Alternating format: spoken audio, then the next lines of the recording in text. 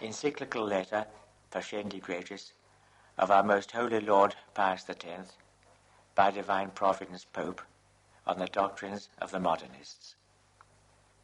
To the patriarchs, primates, archbishops, and other local ordinaries in peace and communion with the Apostolic See, Pope Pius X, venerable brethren, health and the Apostolic benediction.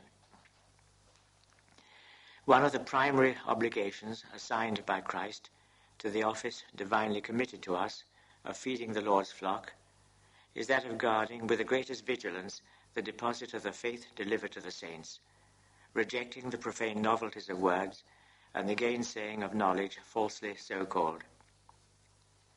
There has never been a time when this watchfulness of the supreme pastor was not necessary to the Catholic body. For owing to the efforts of the enemy of the human race, there have never been lacking, to quote St. Paul, men speaking perverse things, vain talkers and seducers, erring and driving into error. It must, however, be confessed that these latter days have witnessed a notable increase in the number of the enemies of the cross of Christ, who, by arts entirely new and full of deceit, are striving to destroy the vital energy of the Church, and as far as in them lies, utterly to subvert the very kingdom of Christ. Wherefore, we may no longer keep silence, lest we should seem to fail in our most sacred duty, and lest the kindness that in the hope of wiser counsels we have hitherto shown them should be set down to lack of diligence in the discharge of our office. Section heading, The Gravity of the Situation. That we should act without delay in this matter is made imperative especially by the fact that the partisans of error are to be sought not only among the Church's open enemies, but, what is to be most dreaded and deplored, in her very bosom, and are the more mischievous the less they keep in the open. We allude, venerable brethren, to many who belong to the Catholic laity, and, what is much more sad, to the ranks of the priesthood itself, who, animated by a false zeal for the Church, lacking the solid safeguards of philosophy and theology, nay more, thoroughly imbued with the poisonous doctrines taught by the enemies of the Church, and lost to all sense of modesty, put themselves forward as reformers of the Church, and forming more boldly into line of attack, assail all that is most sacred in the work of Christ, not sparing even the person of the divine Redeemer, whom, with sacrilegious audacity, they degrade to the condition of a simple and ordinary man. Although they express their astonishment that we should number them amongst the enemies of the Church, no one will be reasonably surprised that we should do so if, leaving out of account the internal disposition of the soul, of which God alone is the judge, he considers their tenets, their manner of speech, and their action. Nor indeed would he be wrong in regarding them as the most pernicious of all the adversaries of the Church. For as we have said, they put into operation their designs for her undoing, not from without, but from within. Hence, the danger is present almost in the very veins and heart of the Church, whose injury is the more certain from the very fact that their knowledge of her is more intimate. Moreover, they lay the axe not to the branches and shoots, but to the very root, that is, to the faith and its deepest fibers. And once having struck at this root of immortality, they proceed to diffuse poison through the whole tree, so that there is no part of Catholic truth which they leave untouched, none that they do not strive to corrupt. Further, none is more skillful, none more astute than they in the employment of 1,000 noxious devices. For they play the double part of rationalist and Catholic, and this so craftily that they easily lead the unwary into error. And as audacity is their chief characteristic, there is no conclusion of any kind from which they shrink, or which they do not thrust forward with pertinacity and assurance. To this must be added the fact, which indeed is well calculated to deceive souls, that they lead lives of the greatest activity, of assiduous and ardent application to every branch of learning, and that they possess, as a rule, a reputation for irreproachable morality. Finally, there is the fact, which is all but fatal to the hope of cure, that their very doctrines have given such a bent to their minds that they disdain all authority and brook no restraint. And relying upon a false conscience, they attempt to ascribe to a love of truth that which is in reality the result of pride and obstinacy. Once, indeed, we had hopes of recalling them to a better mind, and to this end we first of all treated them with kindness as our children, then with severity, and at last we have had recourse, though with great reluctance, to public reproof. It is known to you, venerable brethren, how unavailing have been our efforts. For a moment they have bowed their head, only to lift it more arrogantly than before. If it were a matter which concerned them alone, we might perhaps have overlooked it, but the security of the Catholic name is at stake. Wherefore we must interrupt a silence which it would be criminal to prolong, that we may point out to the whole Church, as they really are, men who are badly disguised. Section heading, The Division of the Encyclical.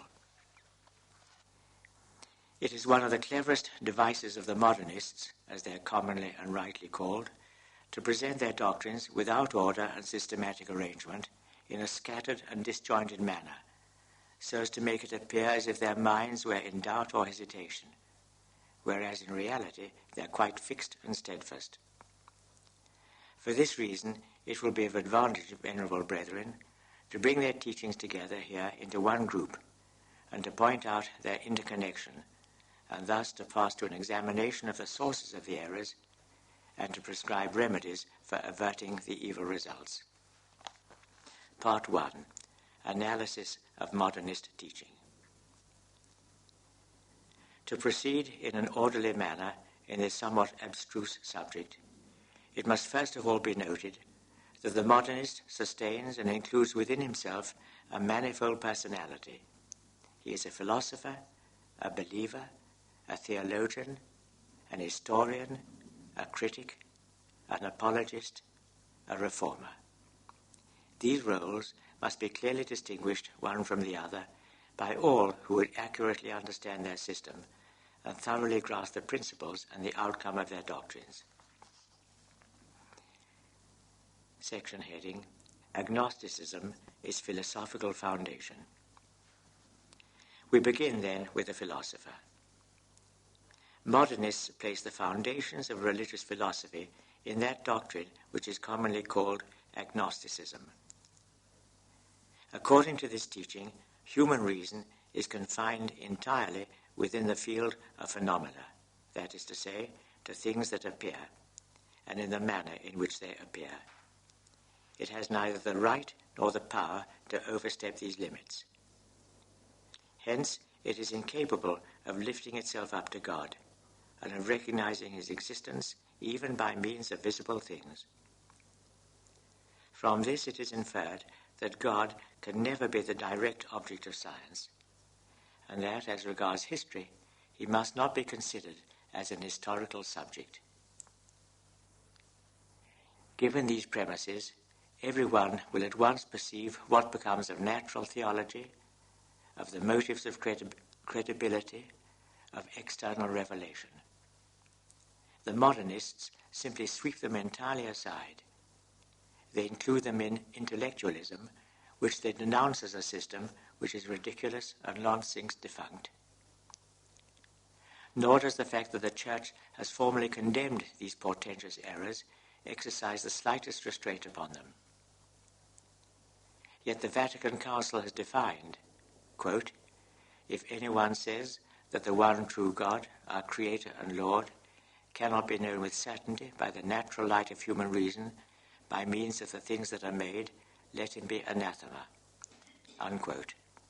And also, quote, "If anyone says that it is not possible or not expedient that man be taught, through the medium of divine revelation, about God and the worship to be paid him, let him be anathema," unquote.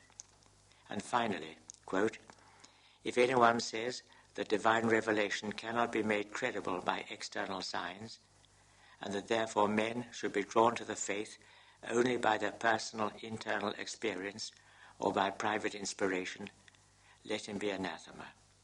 Unquote. It may be asked, in what way do the modernists contrive to make the transition from agnosticism, which is the state of pure nescience, to scientific and historic atheism, which is a doctrine of positive denial?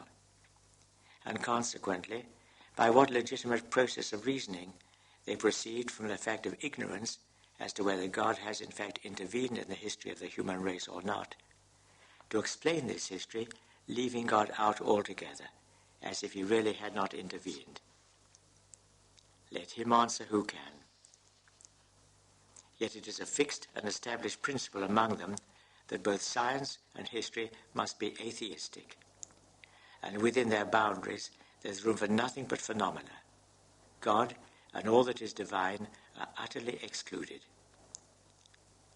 We shall soon see clearly what, as a consequence of this most absurd teaching, must be held touching the most sacred person of Christ and the mysteries of his life and death and of his resurrection and ascension into heaven.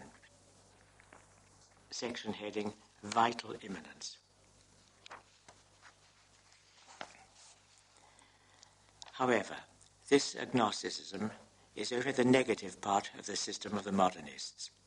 The positive part consists in what they call vital immanence.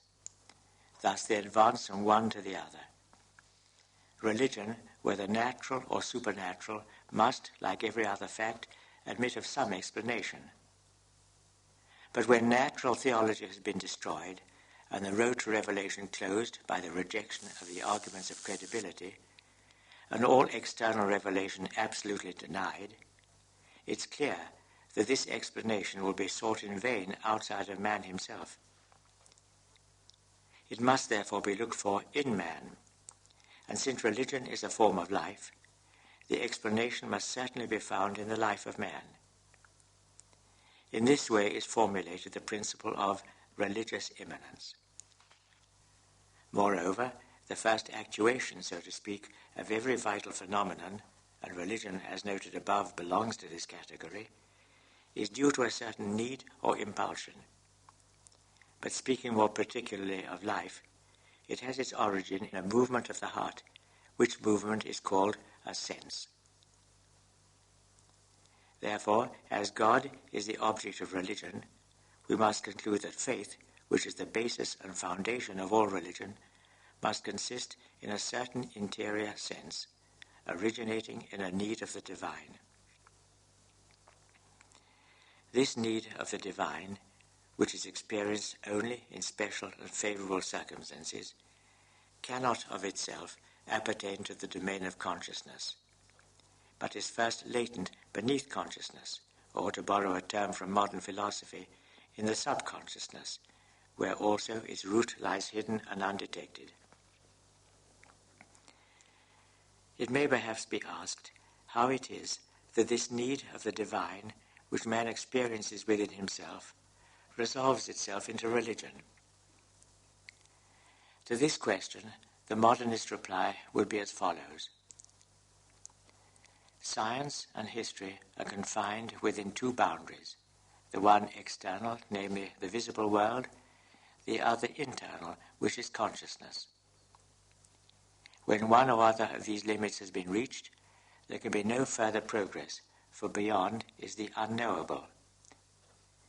In presence of this unknowable, whether it's outside man and beyond the visible world of nature, or lies hidden within the subconsciousness, the need of the divine inner soul, which is prone to religion, excites, according to the principles of fideism, without any previous advertence of the mind, excites a certain special sense, and this sense possesses, implied within itself, both as its own object and as its intrinsic cause, the divine reality itself, and in a way unites man with God. It is this sense to which modernists give the name of faith, and this is what they hold to be the beginning of religion. But we have not yet reached the end of their philosophizing, or, to speak more accurately, of their folly. Modernists find in this sense not only faith, but in and with faith, as they understand it, they affirm that there is also to be found revelation. For indeed, what more is needed to constitute a revelation?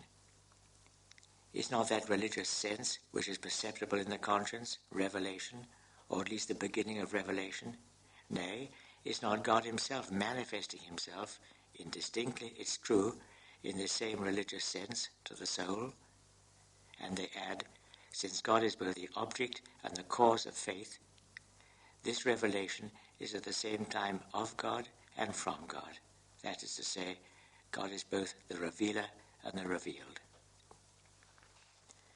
From this, venerable brethren, springs that most absurd tenet of the modernists, that every religion, according to the different aspect under which it is viewed, must be considered as both natural and supernatural. It is thus that they make consciousness and revelation synonymous. From this, they derive the law laid down as the universal standard, according to which religious consciousness is to be put on an equal footing with revelation, and that to it all must submit, even the supreme authority of the Church, whether in the capacity of teacher or that of legislator in the province of sacred liturgy or discipline. Section heading, Deformation of Religious History, the Consequence. In all this process, from which, according to the modernists, faith and revelation spring, one point is to be particularly noted, for it is of capital importance on account of the historico-critical corollaries which they deduce from it. The unknowable they speak of does not present itself to faith as something solitary and isolated, but on the contrary, in close conjunction with some phenomenon which, though it belongs to the realms of science or history, yet to some extent exceeds their limits. Such a phenomenon may be a fact of nature containing within itself something mysterious, or it may be a man whose character, actions, and words cannot, apparently, be reconciled with the ordinary laws of history. Then faith, attracted by the unknowable, which is united with the phenomenon, seizes upon the whole phenomenon, and, as it were, permeates it with its own life. From this, two things follow. The first is a sort of transfiguration of the phenomenon by its elevation above its own true conditions, an elevation by which it becomes more adapted to clothe itself with the form of the divine character which faith will bestow upon it. The second consequence is a certain disfiguration, so it may be called, of the same phenomenon, arising from the fact that faith attributes to it, when stripped of the circumstances of place and time, characteristics which it does not really possess. And this takes place especially in the case of the phenomena of the past, and the more fully in the measure of their antiquity. From these two principles, the modernists deduce two laws, which, when united with a third, which they have already derived from agnosticism, constitute the foundation of historic criticism. An example may be sought in the person of Christ. In the person of Christ, they say, science and history encounter nothing that is not human. Therefore, in virtue of the first canon deduced from agnosticism, whatever there is in his history suggestive of the divine must be rejected. Then, according to the second canon, the historical person of Christ was transfigured by faith. Therefore, everything that raises it above historical conditions must be removed. Lastly, the third canon, which lays down that the person of Christ has been disfigured by faith, requires that everything should be excluded, deeds and words and all else, that is not in strict keeping with his character, condition, and education, and with the place and time in which he lived. A method of reasoning which is passing strange, but in it we have the modernist criticism. It is thus that the religious sense, which through the agency of vital immanence emerges from the lurking places of the subconsciousness, is the germ of all religion and the explanation of everything that has been or ever will be in any religion. This sense, which was at first only rudimentary and almost formless, under the influence of that mysterious principle from which it originated, gradually matured with the progress of human life, of which, as has been said, it is a certain form. This, then, is the origin of all, even of supernatural religion. For religions are mere developments of this religious sense. Nor is the Catholic religion an exception. It's quite on a level with the rest. For it was engendered by the process of vital immanence, and by no other way, in the consciousness of Christ, who is a man of the choicest nature, whose like has never been nor will be. In hearing these things, we shudder indeed at so great an audacity of assertion and so great a sacrilege. And yet, venerable brethren, these are not merely the foolish babblings of unbelievers. There are Catholics, yea, and priests too, who say these things openly, and they boast that they're going to reform the church by these ravings. The question is no longer one of the old era which claimed for human nature a sort of right to the supernatural. It's gone far beyond that, and has reached the point where it is affirmed that our most holy religion, in the man Christ as in us, emanated from nature spontaneously and of itself. Nothing assuredly could be more utterly destructive of the whole supernatural order. For this reason, the Vatican Council most justly decreed, quote, "If anyone says that man cannot be raised by God to a knowledge and perfection which surpasses nature, but that he can and should, by his own efforts and by constant development, attain finally to the possession of all truth and good, let him be anathema." Unquote. Section heading: The Origin of Dogmas. So far, venerable brethren, there has been no mention of the intellect. It also, according to the teaching of the Modernists, has its part in the act of faith, and it is of importance to see how. In that sense of which we have frequently spoken, since sense is not knowledge, they say God indeed presents himself to man, but in a manner so confused and indistinct that he can hardly be perceived by the believer. It is therefore necessary that a certain light should be cast upon this sense, so that God may clearly stand out in relief and be set apart from it. This is the task of the intellect, whose office it is to reflect and to analyze. And by means of it, man first transforms into mental pictures the vital phenomena which arise within him, and then expresses them in words. Hence the common saying of the Modernists, that the religious man must think his faith. The mind then, encountering this sense, throws itself upon it and works in it after the manner of a painter who restores to a greater clearness the lines of a picture that have been dimmed with age. The simile is that of one of the leaders of modernism. The operation of the mind in this work is a double one. First, by a natural and spontaneous act, it expresses its concept in a simple popular statement.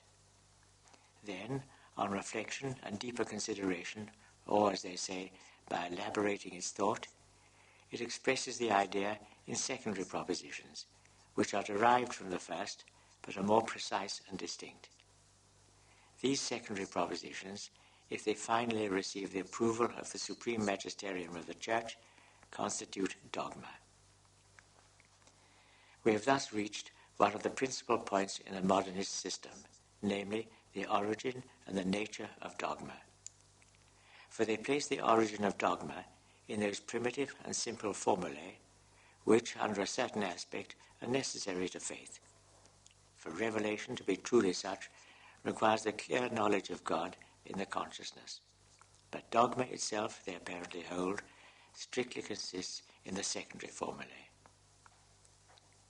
To ascertain the nature of dogma, we must first find the relation which exists between the religious formulas and the religious sense. This will be readily perceived by anyone who holds that these formulas have no other purpose than to furnish the believer with a means of giving to himself an account of his faith. These formulas, therefore, stand midway between the believer and his faith.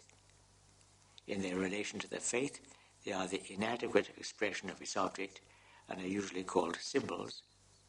In their relation to the believer, they are mere instruments. Section heading, its evolution. Hence, it is quite impossible to maintain that they absolutely contain the truth, for insofar as they are symbols, they are images of truth, and so must be adapted to the religious sense in its relation to man. And as instruments, they are the vehicles of truth, and must therefore in their turn be adapted to man in his relation to the religious sense. But the object of the religious sense, as something contained in the absolute, possesses an infinite variety of aspects, of which now one, now another may present itself. In like manner, he who believes can avail himself of varying conditions. Consequently, the formula which we call dogma must be subject to these vicissitudes, and are therefore liable to change. Thus the way is opened to the intrinsic evolution of dogma. Here we have an immense structure of sophisms which ruin and wreck all religion. Dogma is not only able, but ought to evolve and to be changed. This is strongly affirmed by the Modernists and clearly flows from their principles. For amongst the chief points in their teaching is the following, which they deduce from the principle of vital immanence, namely, that religious formulas, if they are to be really religious and not merely intellectual speculations, ought to be living and to live the life of the religious sense. This is not to be understood to mean that these formulas, especially if merely imaginative, were to be invented for the religious sense. Their origin matters nothing, any more than their number or quality. What is necessary is that the religious sense, with some modification where needful, should vitally assimilate them. In other words, it is necessary that the primitive formula be accepted and sanctioned by the heart, and similarly, the subsequent work from which are brought forth the secondary formulas must proceed under the guidance of the heart. Hence it comes that these formulas, in order to be living, should be and should remain adapted to the faith and to him who believes. Wherefore, if for any reason this adaptation should cease to exist, they lose their first meaning and accordingly need to be changed. In view of the fact that the character and lot of dogmatic formulas are so unstable, it is no wonder that modernists should regard them so lightly and in such open disrespect, and have no consideration or praise for anything but the religious sense and for the religious life. In this way, with consummate audacity, they criticize the Church as having strayed from the true path by failing to distinguish between the religious and moral sense of formulas and their surface meaning, and by clinging vainly and tenaciously to meaningless formulas, while religion itself is allowed to go to ruin. Blind they are, and leaders of the blind, puffed up with the proud name of science, they reach that pitch of folly at which they pervert the eternal concept of truth and the true meaning of religion. In introducing a new system in which they are seen to be under the sway of a blind and unchecked passion for novelty, thinking not at all of finding some solid foundation of truth, but despising the holy and apostolic tradition, they embrace other and vain, futile, uncertain doctrines, unapproved by the Church, on which, in the height of their vanity, they think they can base and maintain truth itself. That last bit was a quote from Pope Gregory XVI, 1834. Section heading, The Modernist as Believer, Individual Experience and Religious Certitude. Thus far, venerable brethren, we have considered the modernist as a philosopher. Now, if we proceed to consider him as a believer, and seek to know how the believer, according to modernism, is marked off from the philosopher, it must be observed that although the philosopher recognizes the reality of the divine as the object of faith, still this reality is not to be found by him but in the heart of the believer, as an object of feeling and affirmation, and therefore confined within the sphere of phenomena. But the question as to whether in itself it exists outside that feeling and affirmation is one which the philosopher passes over and neglects. For the modernist believer, on the contrary, is an established and certain fact that the reality of the divine does really exist in itself and quite independently of the person who believes in it. If you ask on what foundation this assertion of the believer rests, he answers, in the personal experience of the individual. On this head, the modernists differ from the rationalists only to fall into the views of the Protestants and pseudo-mystics. The following is their manner of stating the question. In the religious sense, one must recognize a kind of intuition of the heart, which puts man in immediate contact with the reality of God, and infuses such a persuasion of God's existence and his action both within and without man as far to exceed any scientific conviction.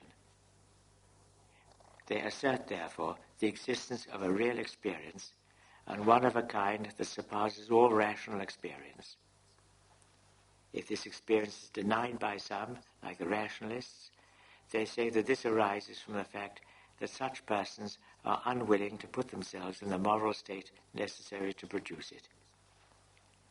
It is this experience which makes the person who acquires it to be properly and truly a believer. How far this position is removed from that of Catholic teaching. We have already seen how its fallacies have been condemned by the Vatican Council. Later on, we shall see how these errors, combined with those which we have already mentioned, open wide the way to atheism. Here it is well to note at once that given this doctrine of experience, united with that of symbolism, every religion, even that of paganism, must be held to be true. What is to prevent such experiences from being found in any religion? In fact, that they are so is maintained by not a few.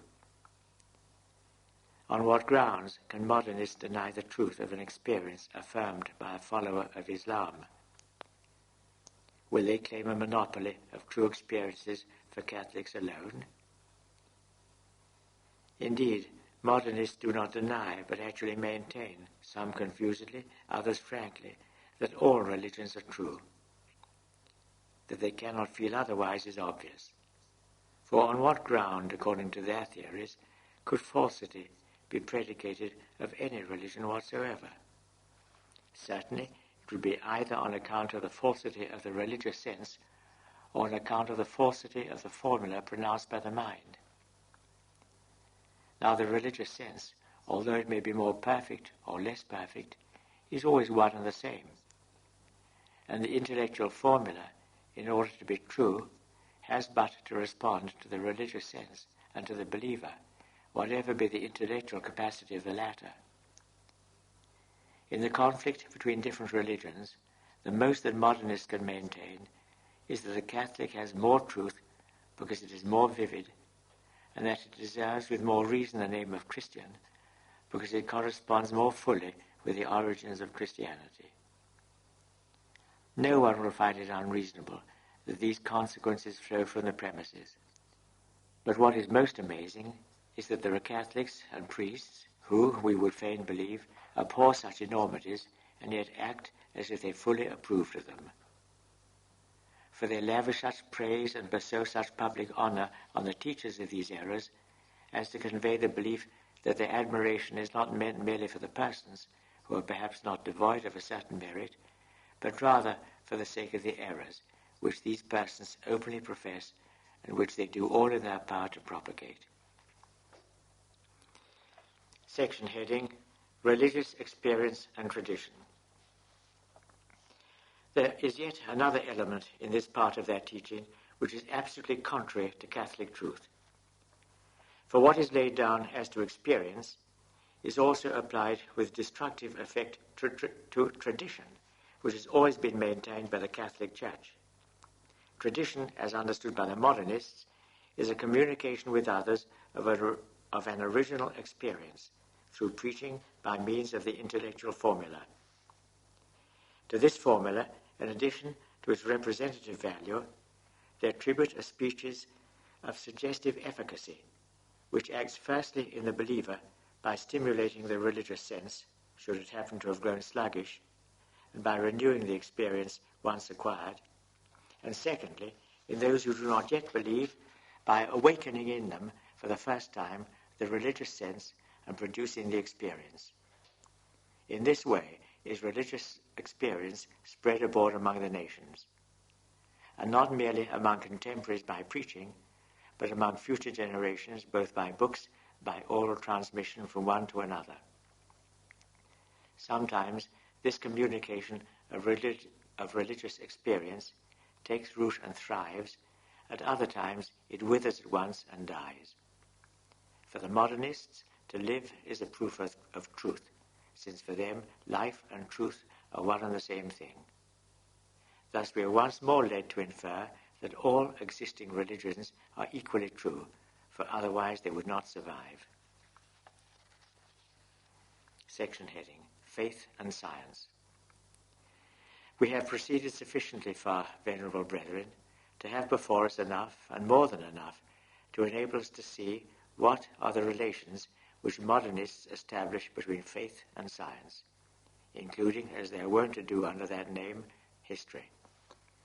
And in the first place, it is to be held that the object matter of the one is quite extraneous to and separate from the object matter of the other.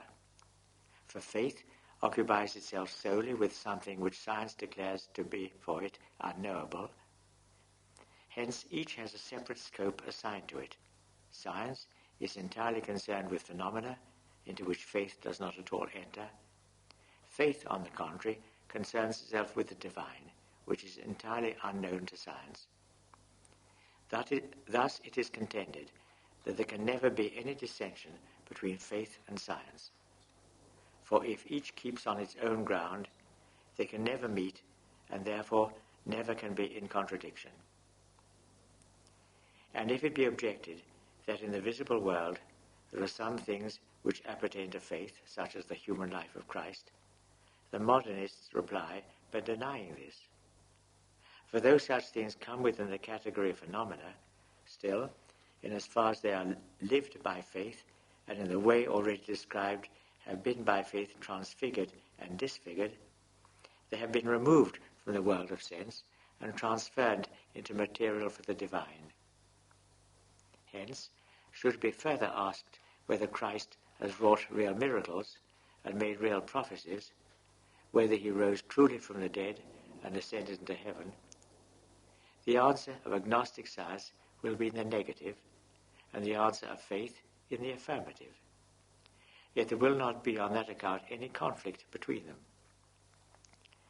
For it will be denied by the philosopher, as a philosopher speaking to philosophers and considering Christ only in historical reality, and it will be affirmed by the believer as a believer speaking to believers and considering the life of Christ as lived again by the faith and in the faith. Section heading: Faith subject to science. It would be a great mistake, nevertheless, to suppose that according to these theories, one is allowed to believe that faith and science are entirely independent of each other. On the side of science, that is indeed quite true and correct, but it is quite otherwise with regard to faith, which is subject to science, not on one, but on three grounds. For in the first place, it must be observed that in every religious fact, when one takes away the divine reality and the experience of it which the believer possesses, everything else, and especially the religious formulas, belongs to the sphere of phenomena and therefore falls under the control of science. Let the believer go out of the world if he will, but so long as he remains in it, whether he like it or not, he cannot escape from the laws, the observation, the judgments of science and of history. Further, although it is contended that God is the object of faith alone, the statement refers only to the divine reality, not to the idea of God. The latter also is subject to science, which, while it philosophizes in what is called the logical order, soars also to the absolute and the ideal. It is therefore the right of philosophy and of science to form its knowledge concerning the idea of God, to direct it in its evolution, and to purify it of any extraneous elements which may have entered into it. Hence we have the modernist axiom that the religious evolution ought to be brought into accord with the moral and intellectual, or, as one whom they regard as their leader has expressed it, ought to be subject to it. Finally, man does not suffer a dualism to exist in himself, and the believer therefore feels within him an impelling need so to harmonize faith with science that it may never oppose the general conception which science sets forth concerning the universe. Thus, it is evident that science is to be entirely independent of faith, while on the other hand, and notwithstanding that they are supposed to be strangers to each other, faith is made subject to science. All this, venerable brothers, is in formal opposition to the teachings of our predecessor, Pius IX, where he lays it down that, quote, "In matters of religion, it is the duty of philosophy not to command but to serve, not to prescribe what is to be believed, but to embrace what is to be believed with reasonable obedience, not to scrutinize the depths of the mysteries of God, but to venerate them devoutly and humbly." Unquote.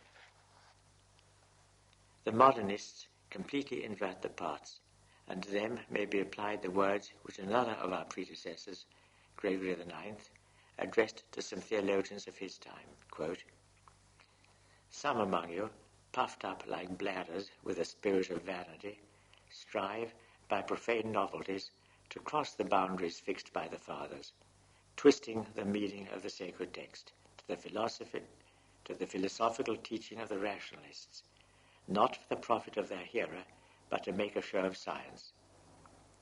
These men, led away by various and strange doctrines, turn the head into the tail and force the queen to serve the handmaid."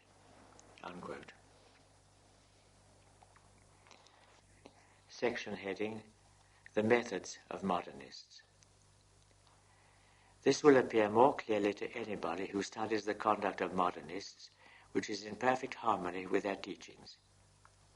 In their writings and addresses, they seem not infrequently to advocate doctrines which are contrary one to the other, so that one would be disposed to regard their attitude as double and doubtful.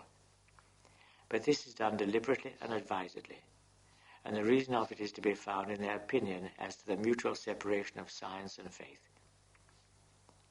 Thus in their books, one finds some things which might well be approved by a Catholic, but on turning over the page, one is confronted by other things which might well have been dictated by a rationalist. When they write history, they make no mention of the divinity of Christ, but when they are in the pulpit, they profess it clearly.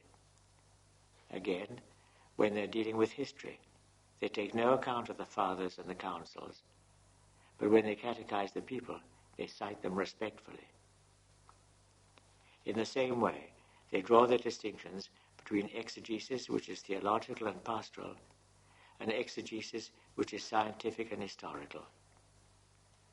So too, when they treat of philosophy, history, and criticism, acting on the principle that science in no way depends upon faith, they feel no especial horror in treading the footsteps of Luther, and are wont to display a manifold contempt for Catholic doctrines, for the Holy Fathers, for the ecumenical councils, for the ecclesiastical magisterium. And should they be taken to task for this, they complain that they are being deprived of their liberty. Lastly, maintaining the theory that faith must be subject to science, they continuously and openly rebuke the Church on the ground that she resolutely refuses to submit and accommodate her dogmas to the opinions of philosophy, while they, on their side, having for this purpose blotted out the old theology, endeavour to introduce a new theology which shall support the aberrations of philosophers.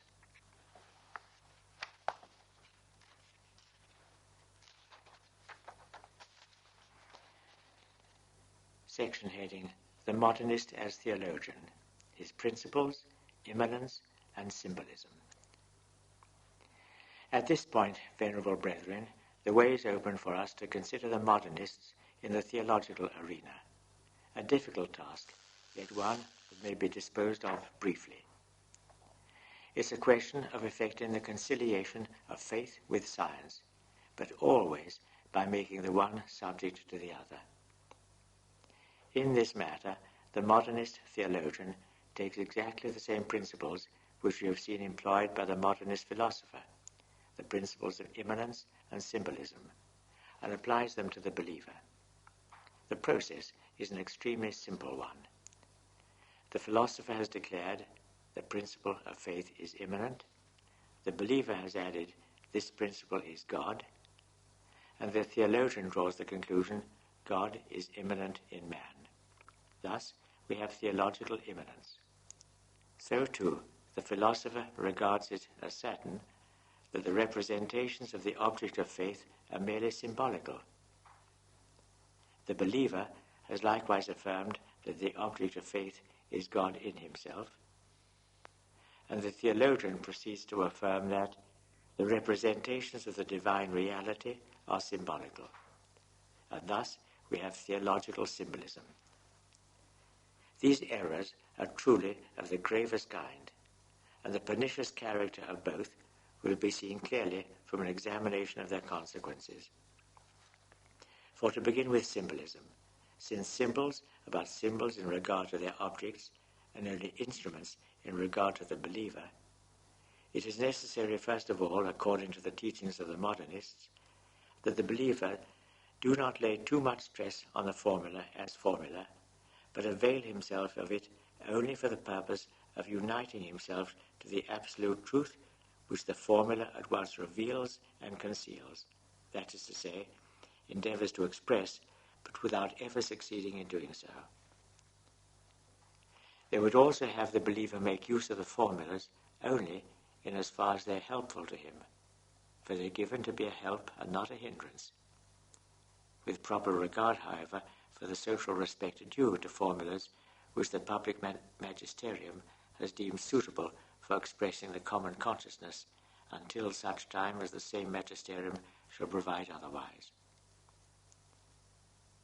Concerning immanence, it's not easy to determine what modernists precisely mean by it, for their own opinions on the subject vary.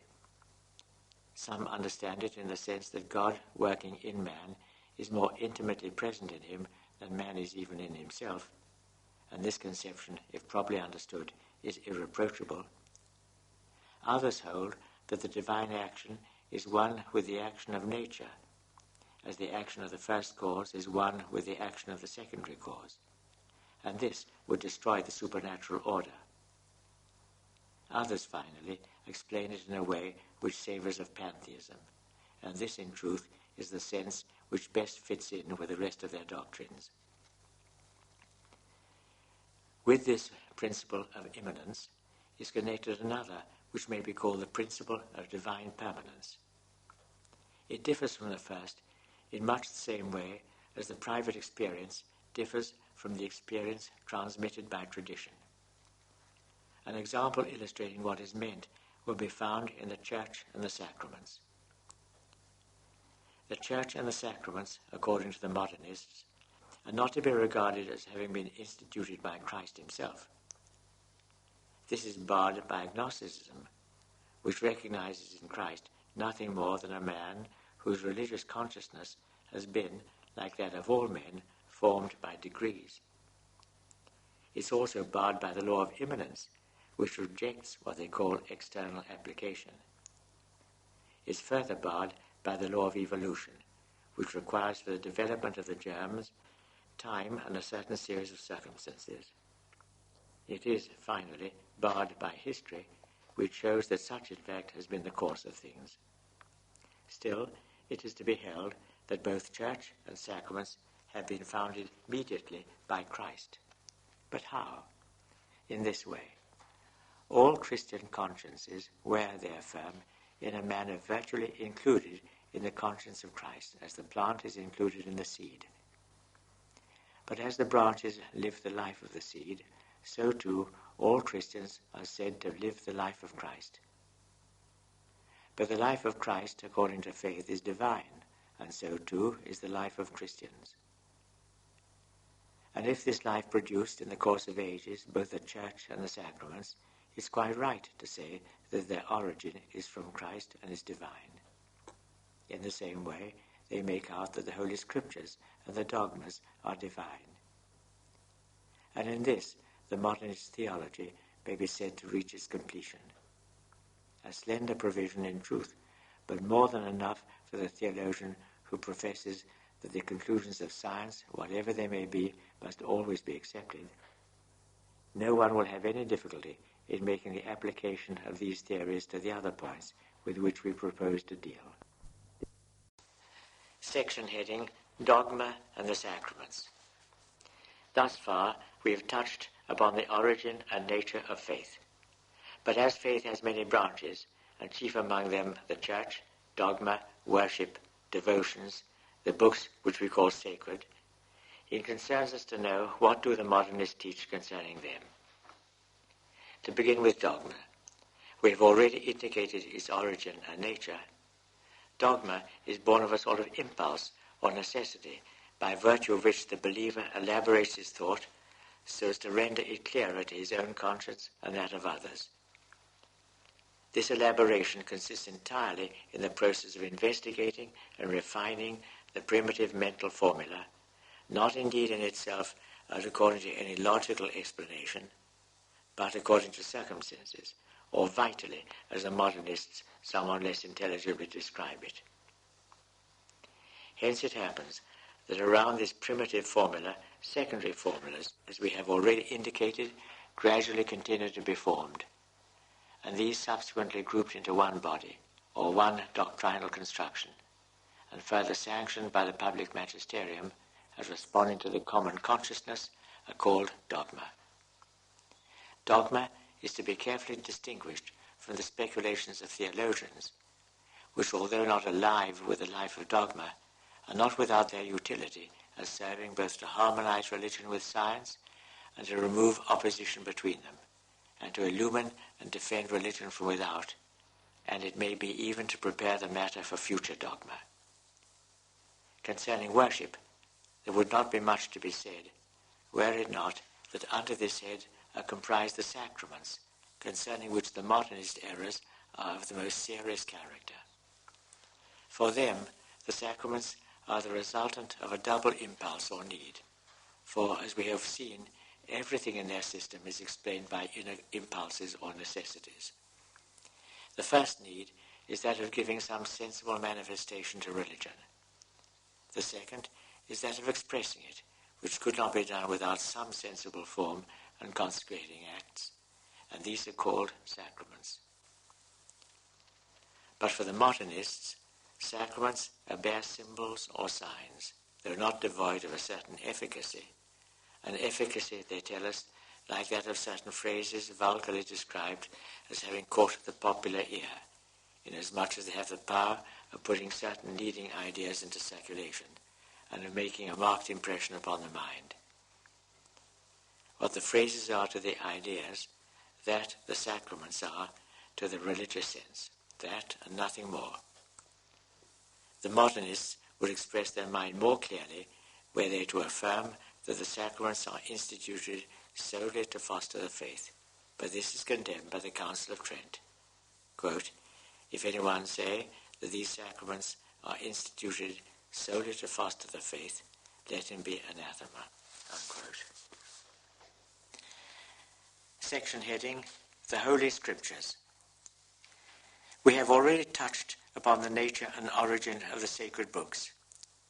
According to the principles of the modernists, they may be rightly described as a summary of experiences, not indeed of the kind that may now and again come to anybody, but those extraordinary and striking experiences which are the possession of every religion. And this is precisely what they teach about our books of the Old and New Testament. But to suit their own theories, they note with remarkable ingenuity that although experience is something belonging to the present, still it may draw its material in like manner from the past and the future, inasmuch as the believer, by memory, lives the past over again after the manner of the present, and lives the future already by anticipation. This explains how it is that the historical and apocalyptic books are included among the sacred writings. God does indeed speak in these books through the medium of the believer, but according to modernist theology, only by immanence and vital permanence. We may ask, what then becomes of inspiration? Inspiration, they reply, is in no wise distinguished from that impulse which stimulates the believer to reveal the faith that is in him by words or writing, except perhaps by its vehemence. It is something like that which happens in poetical inspiration, of which it has been said, "There is a God in us, and when he stirreth, he sets us afire." It is in this sense that God is said to be the origin of the inspiration of the sacred books. The modernists, moreover, affirm concerning this inspiration that there is nothing in the sacred books which is devoid of it.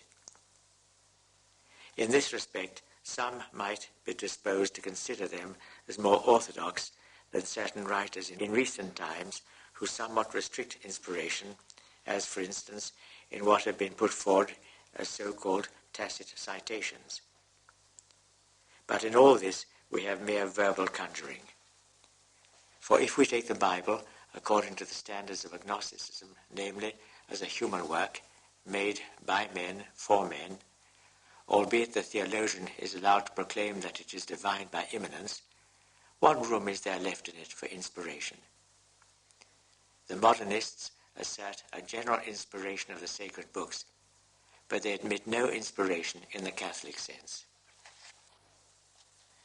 Section heading, The Church. A wider field for comment is opened when we come to what the modernist school has imagined to be the nature of the Church. They begin with the supposition that the Church has its birth in a double need. First, the need of the individual believer to communicate his faith to others, especially if he has had some original and special experience. And secondly, when the faith has become common to many, the need of the collectivity to form itself into a society and to guard, promote, and propagate the common good. What then is the Church?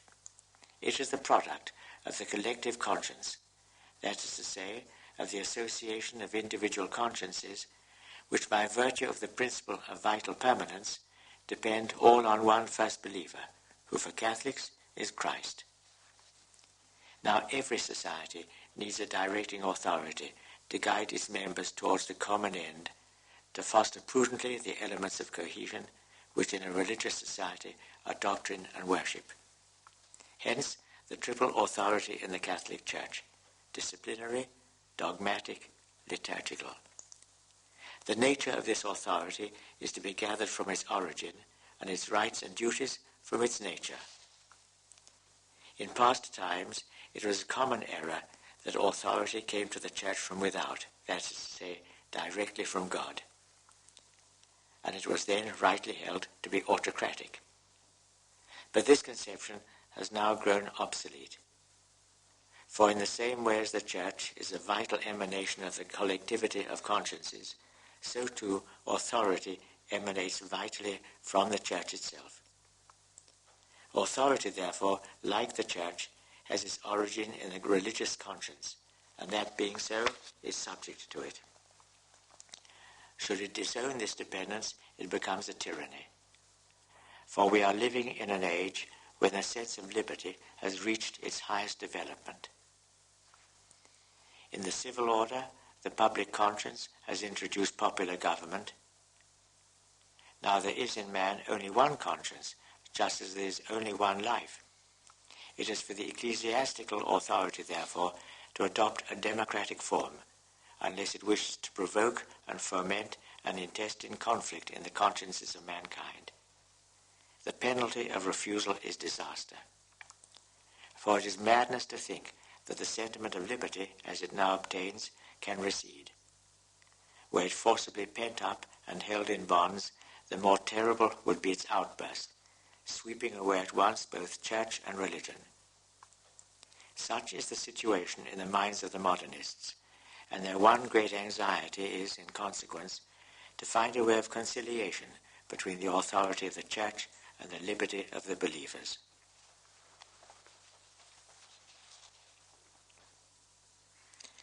Section heading, The Relations between Church and State.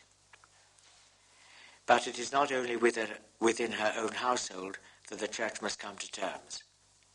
Besides her relations with those within, she has others with those who are outside. The Church does not occupy the world all by herself. There are other societies in the world with which she must necessarily have dealings and contact.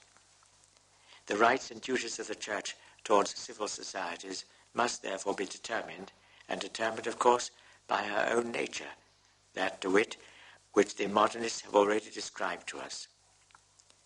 The rules to be applied in this matter are clearly those which have been laid down for science and faith, though in the latter case the question turned upon the object, while in the present case we have one of ends.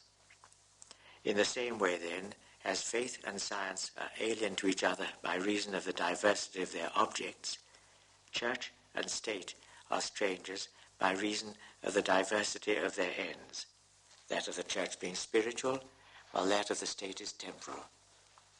Formerly, it was possible to subordinate the temporal to the spiritual, and to speak of some questions as mixed, conceding to the church the position of queen and mistress in all such, because the church was then regarded as having been instituted immediately by God as the author of the supernatural order. But this doctrine is today repudiated alike by philosophers and historians.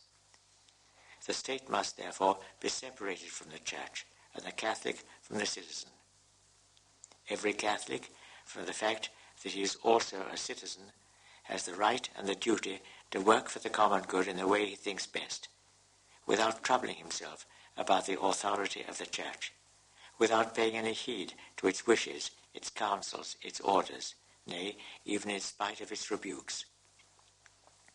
For the church to trace out and prescribe for the citizen any line of action on any pretext whatsoever is to be guilty of an abuse of authority, against which one is bound to protest with all one's might. Venerable brethren, the principles from which these doctrines spring have been solemnly condemned by our predecessor, Pius VI, in his apostolic constitution, Auctorem Fidei. Section heading, The Magisterium of the Church. But it is not enough for the modernist school that the state should be separated from the church. For as faith is to be subordinated to science as far as phenomenal elements are concerned, so too, in temporal matters, the church must be subject to the state. This indeed modernists may not yet say openly, but they are forced by the logic of their position to admit it.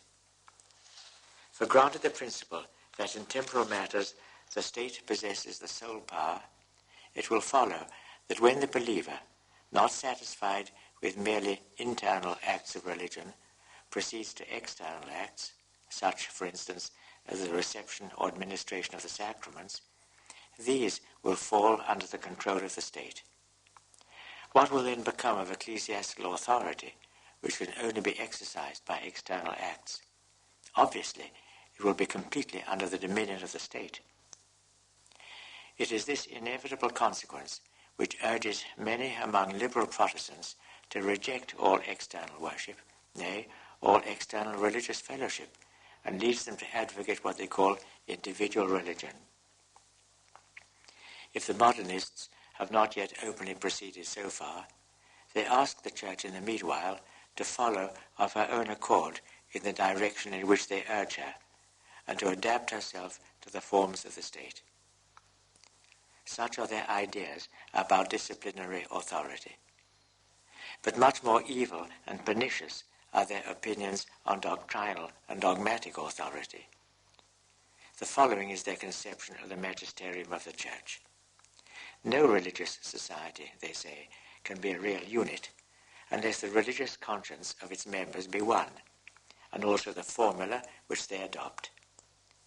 But this double unity requires a kind of common mind whose office is to find and determine the formula that corresponds best with the common conscience. And it must have, moreover, an authority sufficient to enable it to impose on the community the formula which has been decided upon. From the combination and, as it were, fusion of these two elements, the common mind which draws up the formula and the authority which imposes it, arises, according to the Modernists, the notion of the ecclesiastical magisterium. And as this magisterium springs in its last analysis from the individual consciences and possesses its mandate of public utility for their benefit, it necessarily follows that the ecclesiastical magisterium must be dependent upon them and should therefore be made to bow to the popular ideals. To prevent individual consciences from expressing freely and openly the impulses they feel, to hinder criticism from urging forward dogma in the path of its necessary evolution, is not a legitimate use, but an abuse of a power given for the public weal.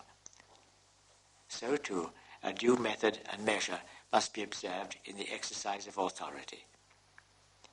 To condemn and prescribe a work without the knowledge of the author, without hearing his explanations, without discussion, is something approaching to tyranny. And here again is a question of finding a way of reconciling the full rights of authority on the one hand and those of liberty on the other. In the meantime, the proper course for the Catholic will be to proclaim publicly his profound respect for authority while never ceasing to follow his own judgment. Their general direction for the Church is as follows: that the ecclesiastical authority, since its end is entirely spiritual, should strip itself of that external pomp which adorns it in the eyes of the public. In this they forget that while religion is for the soul, it is not exclusively for the soul, and that the honor paid to authority is reflected back on Christ who instituted it. Section heading: The Evolution of Doctrine. To conclude this whole question of faith and its various branches, we have still to consider, venerable brethren, what the Modernists have to say about the development of the one and the other. First of all, they lay down the general principle that in a living religion everything is subject to change and must in fact be changed. In this way, they pass to what is practically their principal doctrine, namely evolution. To the laws of evolution, everything is subject under penalty of death: dogma, church, worship, the books we revere as sacred, even faith itself. The enunciation of this principle will not be a matter of surprise to anyone who bears in mind what the Modernists have had to say about each of these subjects. Having laid down this law of evolution, the Modernists themselves teach us how it operates, and first with regard to faith. The primitive form of faith, they tell us, was rudimentary and common to all men alike, for it had its origin in human nature and human life.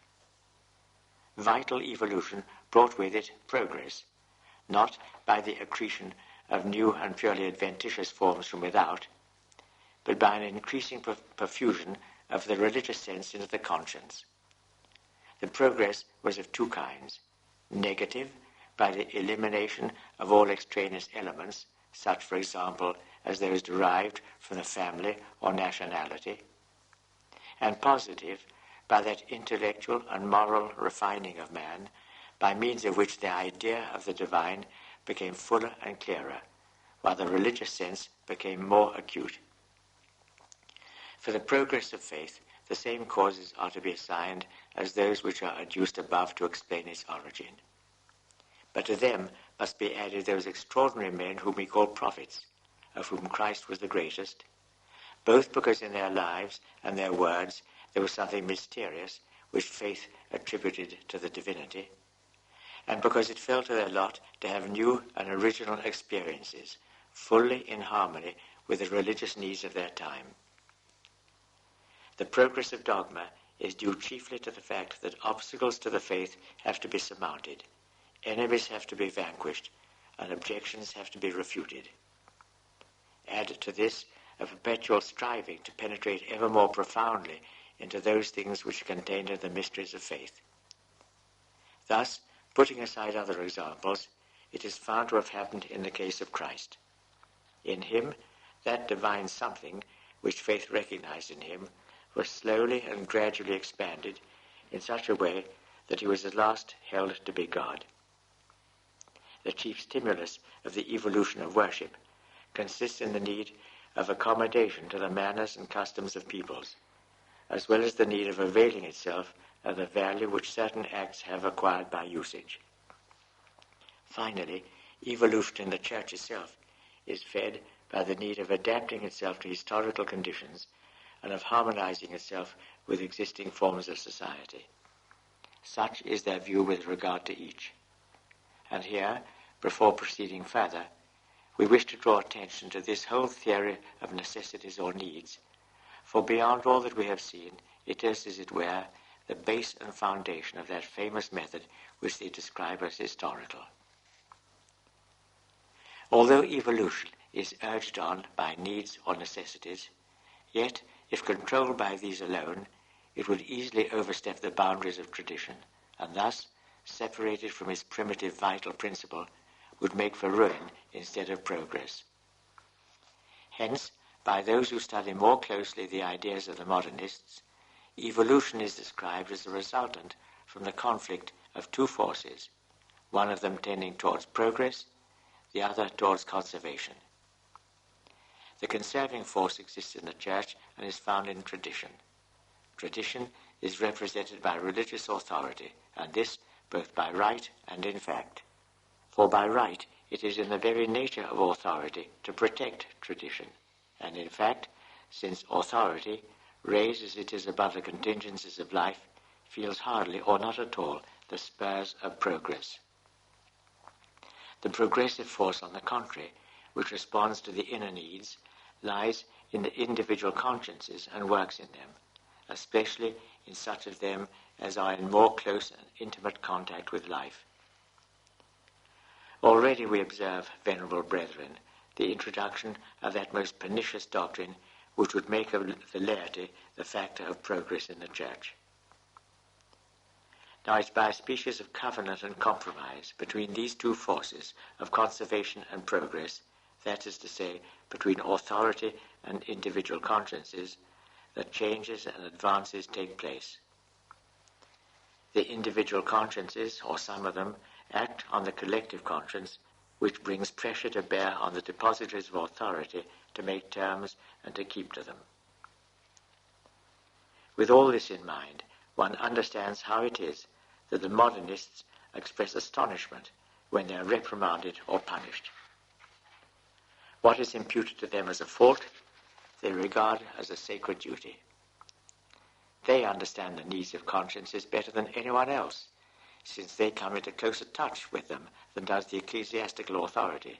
Nay, they embody them, so to speak, in themselves. Hence, for them to speak and to write publicly is a bounden duty. Let authority rebuke them if it pleases. They have their own conscience on their side, and an intimate experience which tells them with certainty that what they deserve is not blame but praise. Then they reflect that after all, there's no progress without a battle, and no battle without its victims, and victims they're willing to be, like the prophets and Christ himself. They have no bitterness in their hearts against the authority which uses them roughly, for after all, they readily admit that it is only doing its duty as authority. Their sole grief is that it remains deaf to their warnings, for in this way it impedes the progress of souls. But the hour will most surely come when further delay will be impossible, for if the laws of evolution may be checked for a while, they cannot be finally evaded.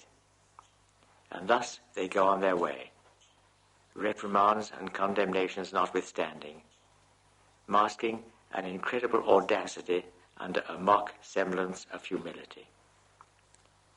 While they make a pretense of bowing their heads, their minds and hands are more boldly intent than ever on carrying out their purposes. And this policy they follow willingly and wittingly, both because it is part of their system that authority is to be stimulated but not dethroned, and because it is necessary for them to remain within the ranks of the Church in order that they may gradually transform the collective conscience. And in saying this, they fail to perceive that they are vowing that the collective conscience is not with them, and that they have no right to claim to be its interpreters. It is thus, venerable brethren, that for the modernists, whether as authors or propagandists, there is nothing stable, nothing immutable in the Church. Nor indeed are they without forerunners in their doctrines, for it was of these that our predecessor Pius IX wrote, quote, "These enemies of divine revelation extol human progress to the skies, and with rash and sacrilegious daring would have it introduced into the Catholic religion, as if this religion were not the work of God, but of man, or some kind of philosophical discovery susceptible of perfection by human efforts." Unquote. On the subject of revelation and dogma in particular, the doctrine of the modernists offers nothing new. We find it condemned in the syllabus of Pius IX, where it is enunciated in these terms, quote, "Divine revelation is imperfect, and therefore subject to continual and indefinite progress, corresponding with the progress of human reason," unquote. And condemned still more solemnly in the Vatican Council, quote, "The doctrine of the faith which God has revealed has not been proposed to human intelligences to be perfected by them as if it were a philosophical system, but as a divine deposit entrusted to the spouse of Christ to be faithfully guarded and infallibly interpreted. Hence also that sense of the sacred dogmas is to be perpetually retained which our Holy Mother the Church has once declared, nor is this sense ever to be abandoned on plea or pretext of a more profound comprehension of the truth," unquote. Nor is the development of our knowledge, even concerning the faith, barred by this pronouncement. On the contrary, it is supported and maintained. The same council continues, quote, "Let intelligence and science and wisdom, therefore, increase and progress abundantly and vigorously in individuals and in the mass, in the believer and in the whole Church, throughout the ages and the centuries, but only in his own kind, that is, according to the same dogma, the same sense, the same acceptation," unquote. Our next section heading is "The Modernist as Historian and Critic." We have studied the modernist as philosopher, believer, and theologian. It now remains for us to consider him as historian, critic, apologist, and reformer. Some modernists, devoted to historical studies, seem to be deeply anxious not to be taken for philosophers. About philosophy, they profess to know nothing whatever, and in this they display remarkable astuteness, for they are particularly desirous not to be suspected of any prepossession in favor of philosophical theories which would lay them open to the charge of not being, as they call it, objective. And yet the truth is that their history and their criticism are saturated with their philosophy, and that their historical critical conclusions are the natural outcome of their philosophical principles. This will be patent to anyone who reflects. Their first three laws are contained in those three principles of their philosophy already dealt with: the principle of agnosticism, the theorem of the transfiguration of things by faith, and that other which may be called the principle of disfiguration. Let us see what consequences flow from each of these. Agnosticism tells us that history, like science, deals entirely with phenomena, and the consequence is that God and every intervention of God in human affairs is to be relegated to the domain of faith as belonging to it alone. Wherefore, in things where there's combined a double element, the divine and the human, as for example in Christ, or the Church, or the sacraments, or the many other objects of the same kind, a division and separation must be made, and the human element must be left to history, while the divine will be assigned to faith. Hence we have that distinction, so current among the Modernists, between the Christ of history and the Christ of faith, the Church of history and the Church of faith, the sacraments of history and the sacraments of faith, and so in similar matters. Next, we find that the human element itself, which the historian has to work on, as it appears in the documents, is to be considered as having been transfigured by faith, that is to say, raised above its historical conditions. It becomes necessary, therefore, to eliminate also the accretions which faith has added, to relegate them to faith itself and to the history of faith. Thus, when treating of Christ, the historian must set aside all that surpasses man in his natural condition, according to what psychology tells us of him, or according to what we gather from the place and period of his existence. Finally, they require, by virtue of the third principle, that even those things which are not outside the sphere of history should pass through the sieve, excluding all and relegating to faith everything which in their judgment is not in harmony with what they call the logic of facts, or not in character with the persons of whom they are predicated. Thus, they will not allow that Christ ever utter those things which do not seem to be within the capacity of the multitudes that listen to him. Hence, they delete from his real history and transfer to faith all the allegories found in his discourses. We may peradventure inquire on what principle they make these divisions. Their reply is that they argue from the character of the man, from his condition of life, from his education, from the complexity of the circumstances under which the facts took place, in short, if we understand them aright, on the principle which in the last analysis is merely subjective. Their method is to put themselves into the position and person of Christ, and then to attribute to him what they would have done under like circumstances. In this way, absolutely a priori, and acting on philosophical principles which they hold but which they profess to ignore, they proclaim that Christ, according to what they call his real history, was not God and never did anything divine, and that as man he did and said only what they, judging from the time in which he lived, consider that he ought to have said or done. The next section heading is Criticism and its Principles. As history takes its conclusions from philosophy, so too criticism takes its conclusions from history. The critic, on the data furnished him by the historian, makes two parts of all his documents.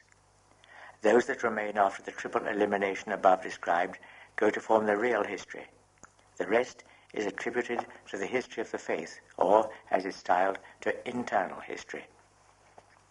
For the Modernists distinguish very carefully between these two kinds of history, and it is to be noted that they oppose the history of the faith to real history precisely as real. Thus, as we've already said, we have a twofold Christ, a real Christ and a Christ, the one of faith, who never really existed. A Christ who has lived at a given time and in a given place, and a Christ who's never lived outside the pious meditations of the believer. The Christ, for instance, whom we find in the Gospel of St. John, which, according to them, is mere meditation from beginning to end. But the dominion of philosophy over history does not end here. Given that division of which we have spoken, of the documents into two parts, the philosopher steps in again with his dogma of vital immanence, and shows how everything in the history of the Church is to be explained by vital emanation. And since the cause or condition of every vital emanation whatsoever is to be found in some need or want, it follows that no fact can be regarded as antecedent to the need which produced it. Historically, the fact must be posterior to the need. What then does the historian in view of this principle? He goes over his documents again, whether they be contained in the sacred books or elsewhere, draws up from them his list of the particular needs of the Church, whether relating to dogma or liturgy or other matters which are found in the Church thus related, and then he hands his list over to the critic. The critic takes in hand the documents dealing with the history of faith and distributes them period by period so that they correspond exactly with the lists of needs, always guided by the principle that the narration must follow the facts as the facts follow the needs. It may at times happen that some parts of sacred scriptures, such as the epistles, themselves constitute the fact created by the need. Even so, the rule holds that the age of any document can only be determined by the age in which each need has manifested itself in the Church. Further, a distinction must be made between the beginning of a fact and its development, for what is born in one day requires time for growth. Hence, the critic must once more go over his documents, arranged as they are through the different ages, and divide them again into two parts, separating those that regard the origin of the facts from those that deal with their development, and these he must again arrange according to their periods. Then the philosopher must come in again to enjoin upon the historian the obligation of following in all his studies the precepts and laws of evolution. It is next for the historian to scrutinize his documents once more, to examine carefully the circumstances and conditions affecting the Church during the different periods, the conserving force she has put forth, the needs, both internal and external, that have stimulated her to progress, the obstacles she has had to encounter, in a word, everything that helps to determine the manner in which the laws of evolution have been fulfilled in her. This done, he finishes his work by drawing up a history of the development in its broad lines. The critic follows and fits in the rest of the documents. He sets himself to write. The history is finished. Now, we ask here, who is the author of this history? The historian? The critic? Assuredly, neither of these, but the philosopher. From beginning to end, everything in it is a priori, and an a priorism that reeks of heresy. These men are certainly to be pitied, of whom the apostle might well say, they became vain in their thoughts, professing themselves to be wise, they became fools. At the same time, they excite resentment when they accuse the Church of arranging and confusing the texts after her own fashion, and for the needs of her cause. In this, they are accusing the Church of something for which their own conscience plainly reproaches them. The next section heading, How the Bible is Dealt With.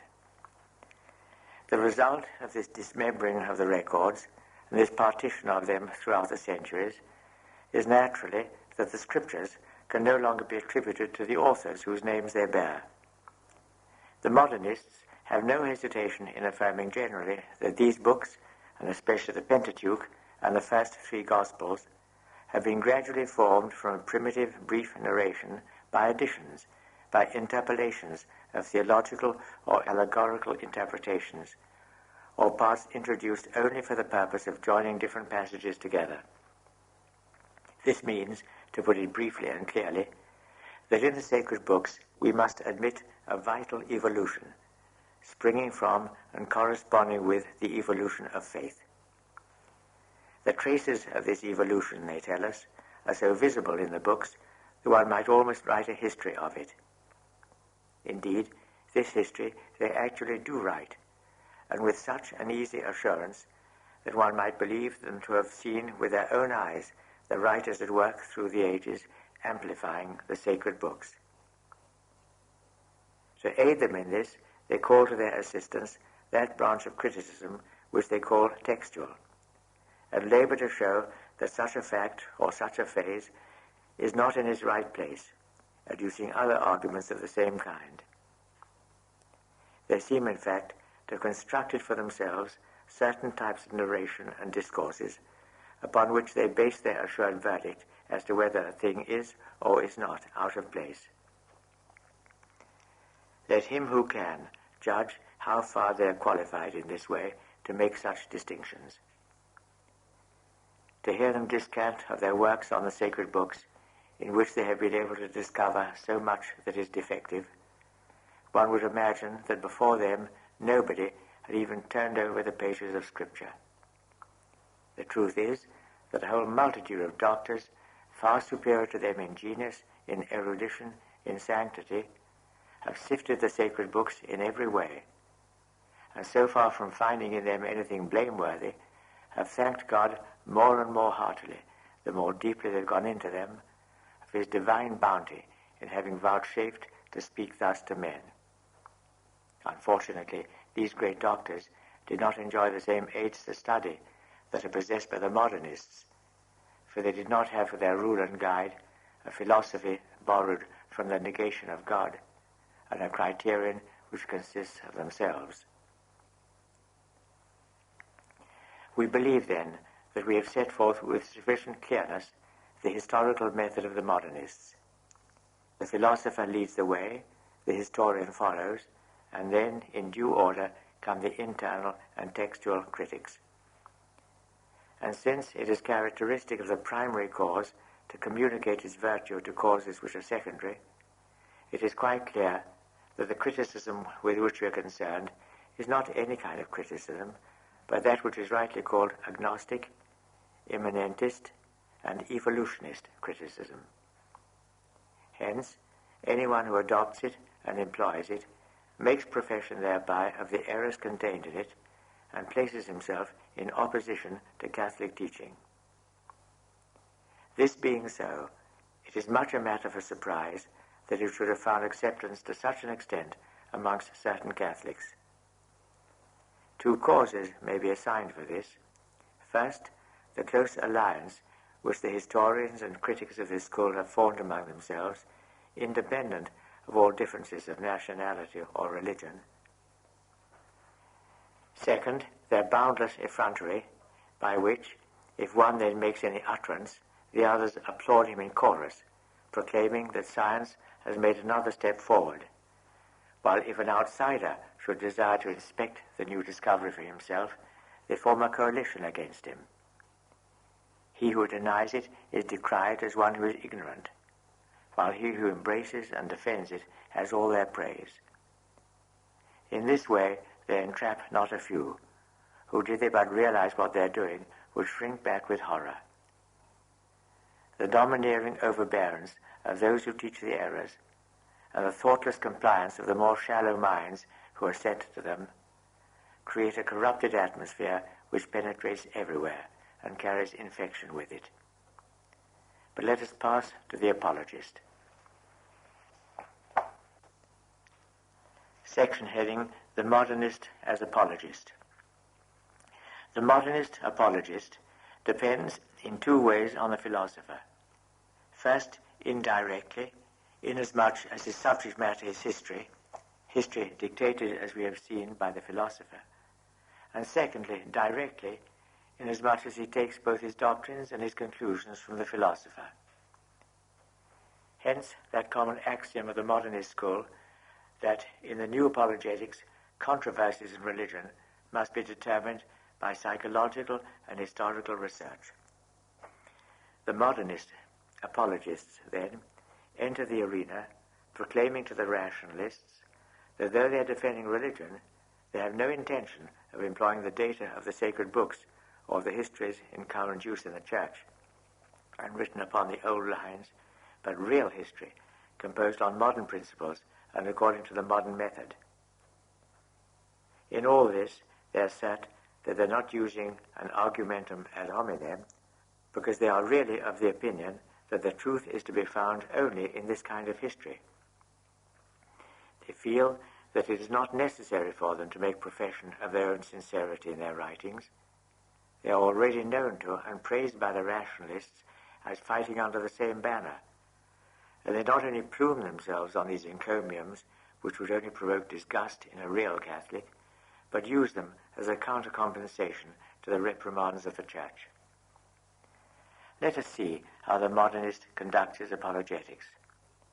The aim he sets before himself is to make one who is still without faith attain that experience of the Catholic religion which, according to the system, is the sole basis of faith. There are two ways open to him, the objective and the subjective. The first of them starts from agnosticism. It tends to show that religion, especially the Catholic religion, is endowed with such vitality as to compel every psychologist and historian of good faith to recognize that its history hides some element of the unknown. To this end, it's necessary to prove that the Catholic religion, as it exists today, is that which was founded by Jesus Christ. That is to say, that it is nothing else than the progressive development of the germ which he brought into the world. Hence it is imperative, first of all, to establish what this germ was, and this the modernist claims to be able to do by the following formula. Christ announced the coming of the kingdom of God, which was to be realized within a brief lapse of time, and of which he was to become the Messiah, the divinely given founder and ruler. Then it must be shown how this germ, always immanent and permanent in the Catholic religion, has gone on slowly developing in the course of history, adapting itself successively to the different circumstances through which it has passed, borrowing from them by vital assimilation all the doctrinal, cultural, ecclesiastical forms that served its purpose, whilst on the other hand it surmounted all obstacles, vanquished all enemies, and survived all assaults and all combats. Anyone who well and duly considers this mass of obstacles, adversaries, attacks, combats, and the vitality and fecundity which the Church has shown throughout them all, must admit that if the laws of evolution are visible in her life, they fail to explain the whole of her history. The unknown rises forth from it and presents itself before us. Thus do they argue, not perceiving that the determination of the primitive germ is only an a priori assumption of agnostic and evolutionist philosophy, and that the germ itself has been gratuitously defined so that it may fit in with their contention. But while they endeavor by this line of reasoning to prove and plead for the Catholic religion, these new apologists are more than willing to grant and to recognize that there are in it many things which are repulsive. Nay, they admit openly and with ill-concealed satisfaction that they have found that even its dogma is not exempt from errors and contradictions. They add also that this is not only excusable, but, curiously enough, that it is even right and proper.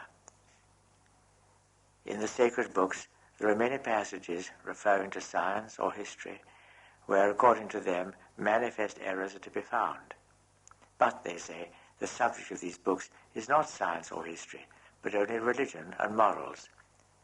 In them, history and science serve only as a species of covering to enable the religious and moral experiences wrapped up in them to penetrate more readily among the masses. The masses understood science and history as they are expressed in these books, and it's clear that the expression of science and history in a more perfect form would have proved not so much a help as a hindrance. Moreover, they add, the sacred books, being essentially religious, are necessarily quick with life. Now, life has its own truth and its own logic, quite different from rational truth and rational logic, belonging as they do to a different order, namely, truth of adaptation and of proportion, both with what they call the medium in which it lives and with the end for which it lives.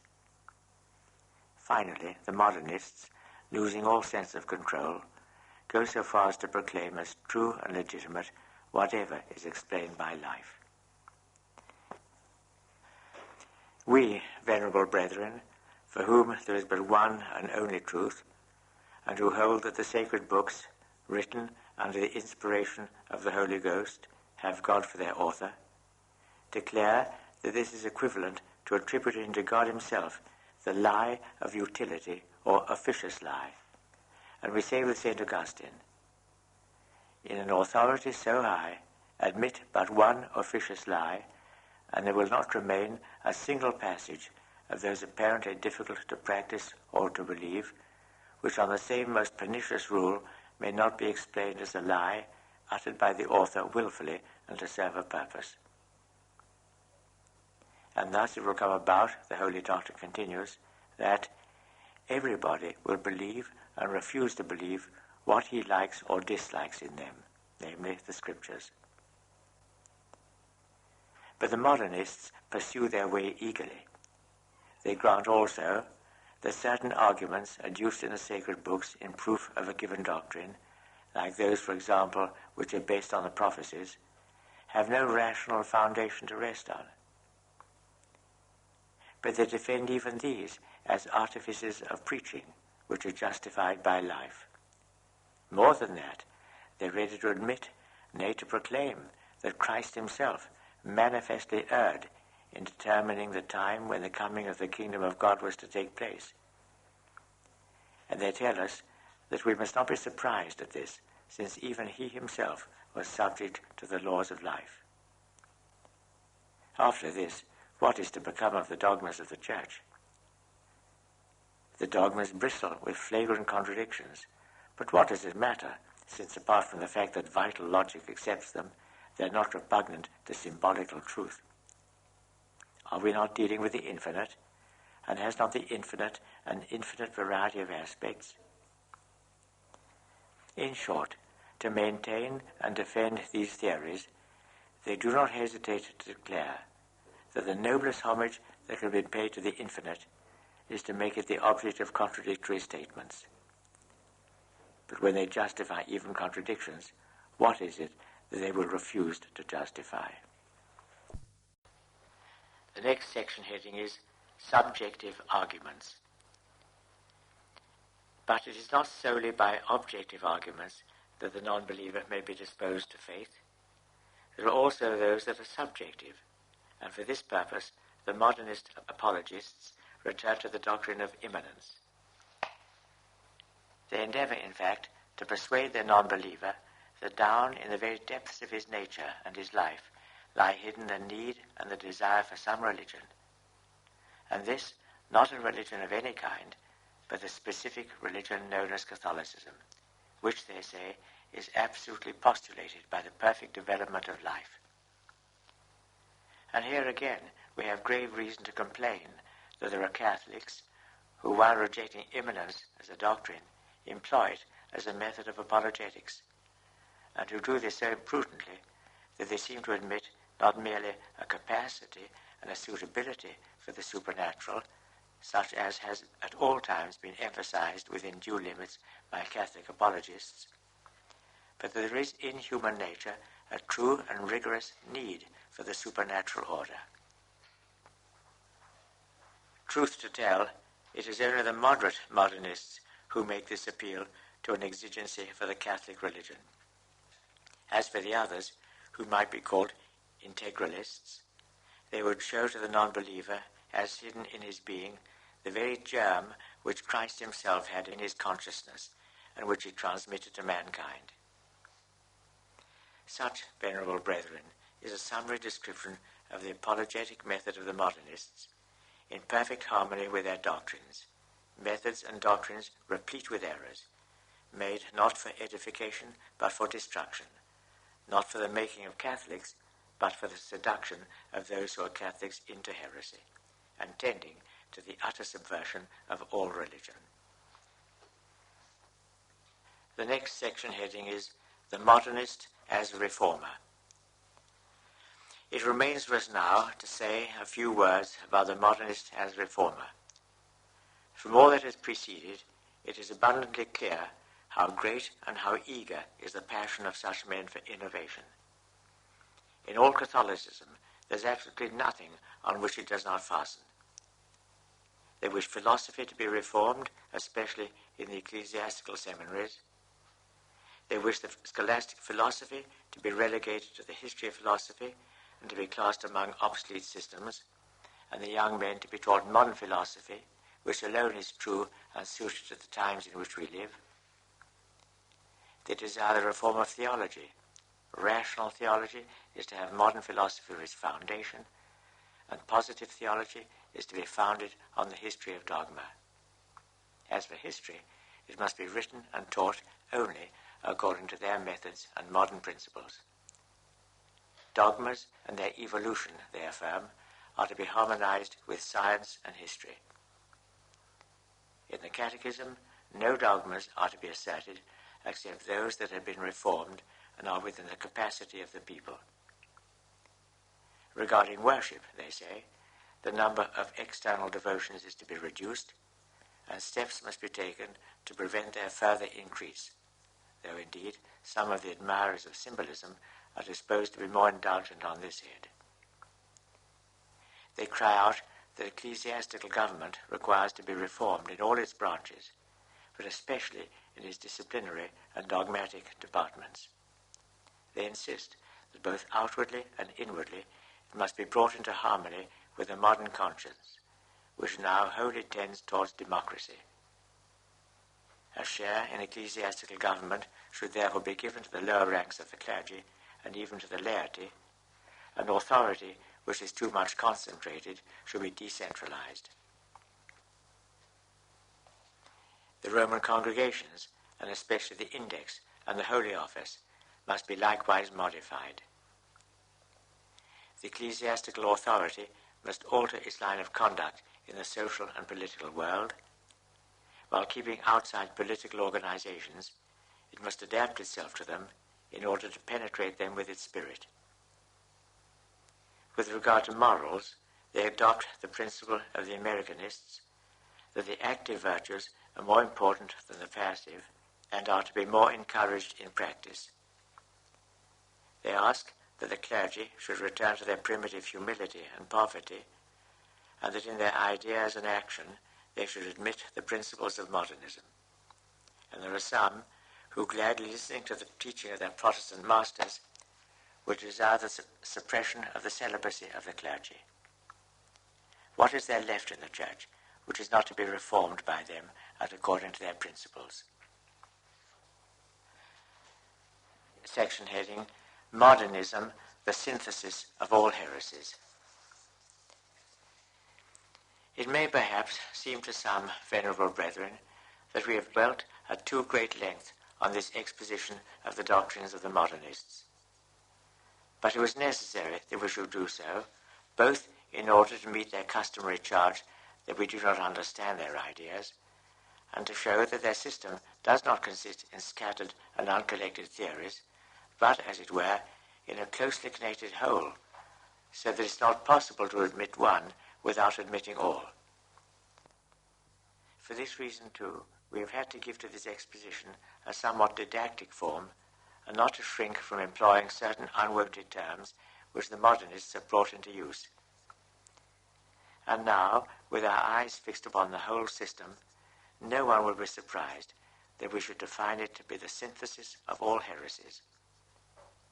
Undoubtedly, were anyone to attempt the task of collecting together all the errors that have been broached against the faith, and to concentrate into one the sap and substance of them all, he could not succeed in doing so better than the modernists have done.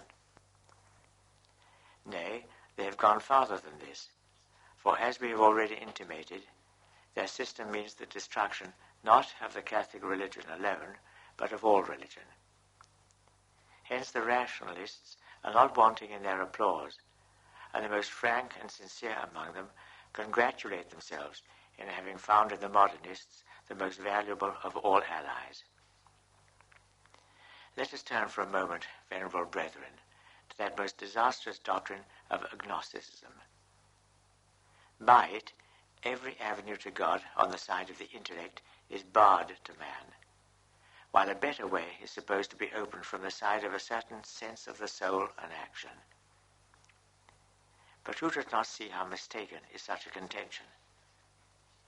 For the sense of the soul is the response to the action of the thing which the intellect or the outward senses set before it. take away the intelligence, and man, already inclined to follow the senses, becomes their slave. Doubly mistaken from another point of view, for all these fantasies of the religious sense will never be able to destroy common sense, and common sense tells us that emotion and everything that leads the heart captive proves a hindrance instead of a help to the discovery of truth. We speak of truth in itself, for that other purely subjective truth, the fruit of the internal sense and action, if it serves its purpose for the play of words, is of no benefit to the man who wants above all things to know whether outside himself there is a God into whose hands he is one day to fall. True, the modernists call in experience to eke out their system, but what does this experience add to that sense of the soul? Absolutely nothing, beyond a certain intensity and a proportionate deepening of the conviction of the reality of the object. But these two will never make the sense of the soul into anything but sense, nor will they alter its nature, which is liable to deception when the intelligence is not there to guide it. On the contrary, they but confirm and strengthen this nature, for the more intense the sense is, the more it is really sense.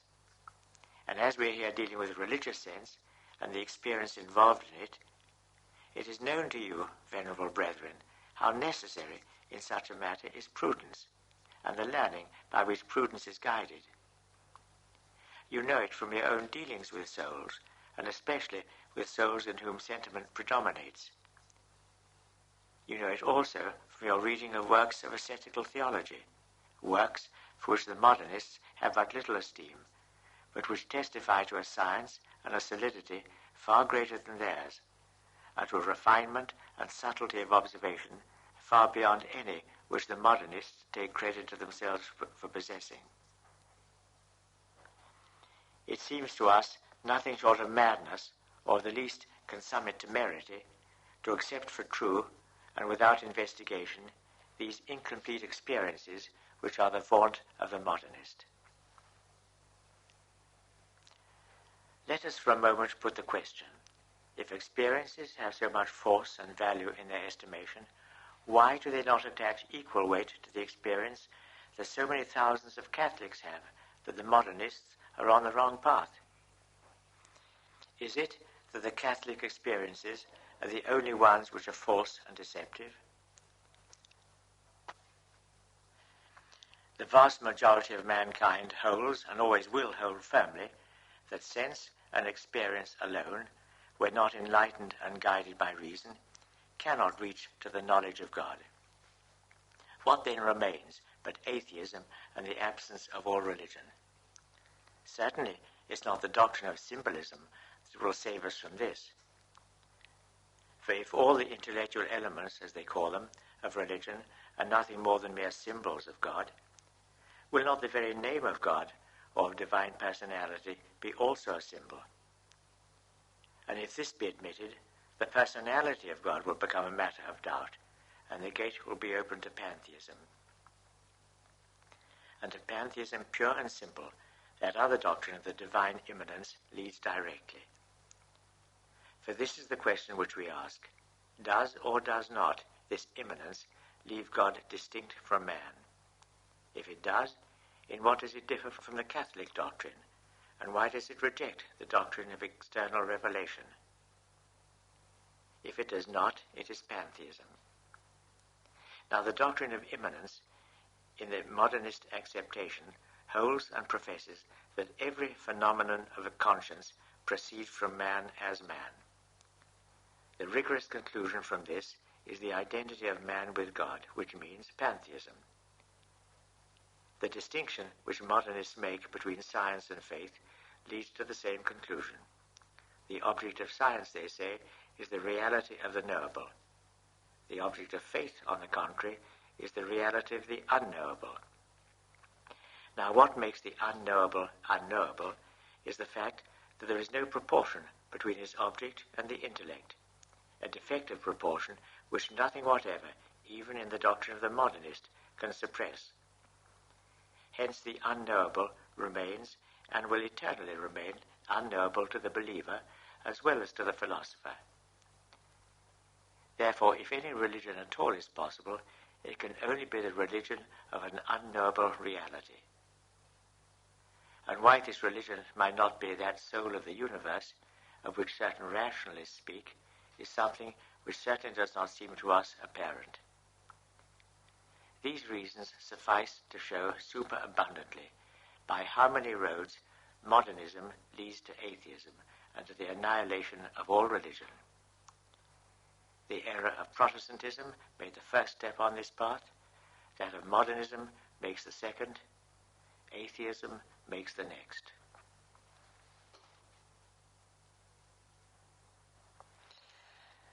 So far in this encyclical, St. Pius X has been dealing with an analysis of modernist teaching. That's part one. Now we come to part two, the cause of modernism. To penetrate still deeper into the meaning of modernism and to find a suitable remedy for so deep a sore, it behoves us, venerable brethren, to investigate the causes which have engendered it and which foster its growth. That the proximate and immediate cause consists in an error of the mind cannot be open to doubt. We recognize that the remote causes may be reduced to two, curiosity and pride.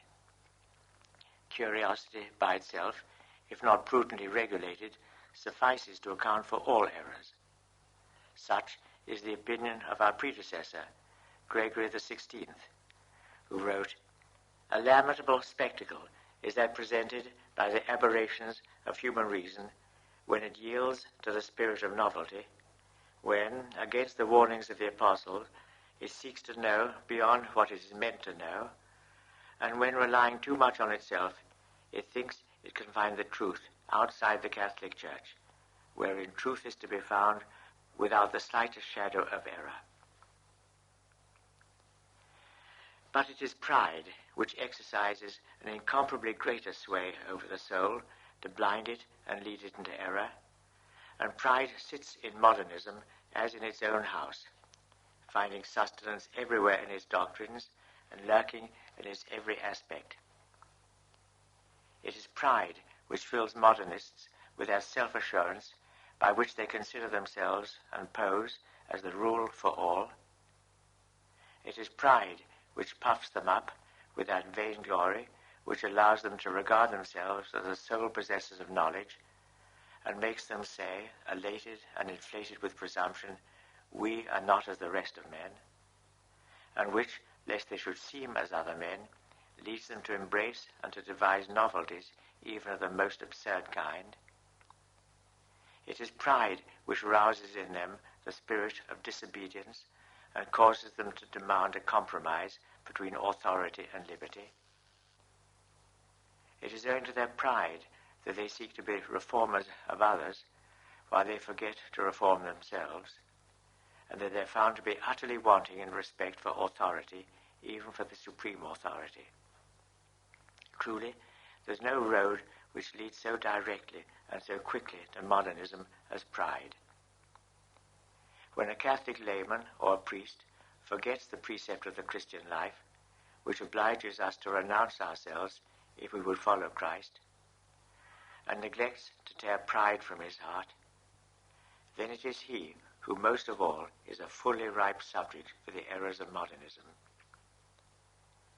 For this reason, venerable brethren, it will be your first duty to resist such victims of pride, to employ them only in the lowest and obscurest offices. The higher they try to rise, the lower let them be placed, so that the lowness of their position may limit their power of causing damage.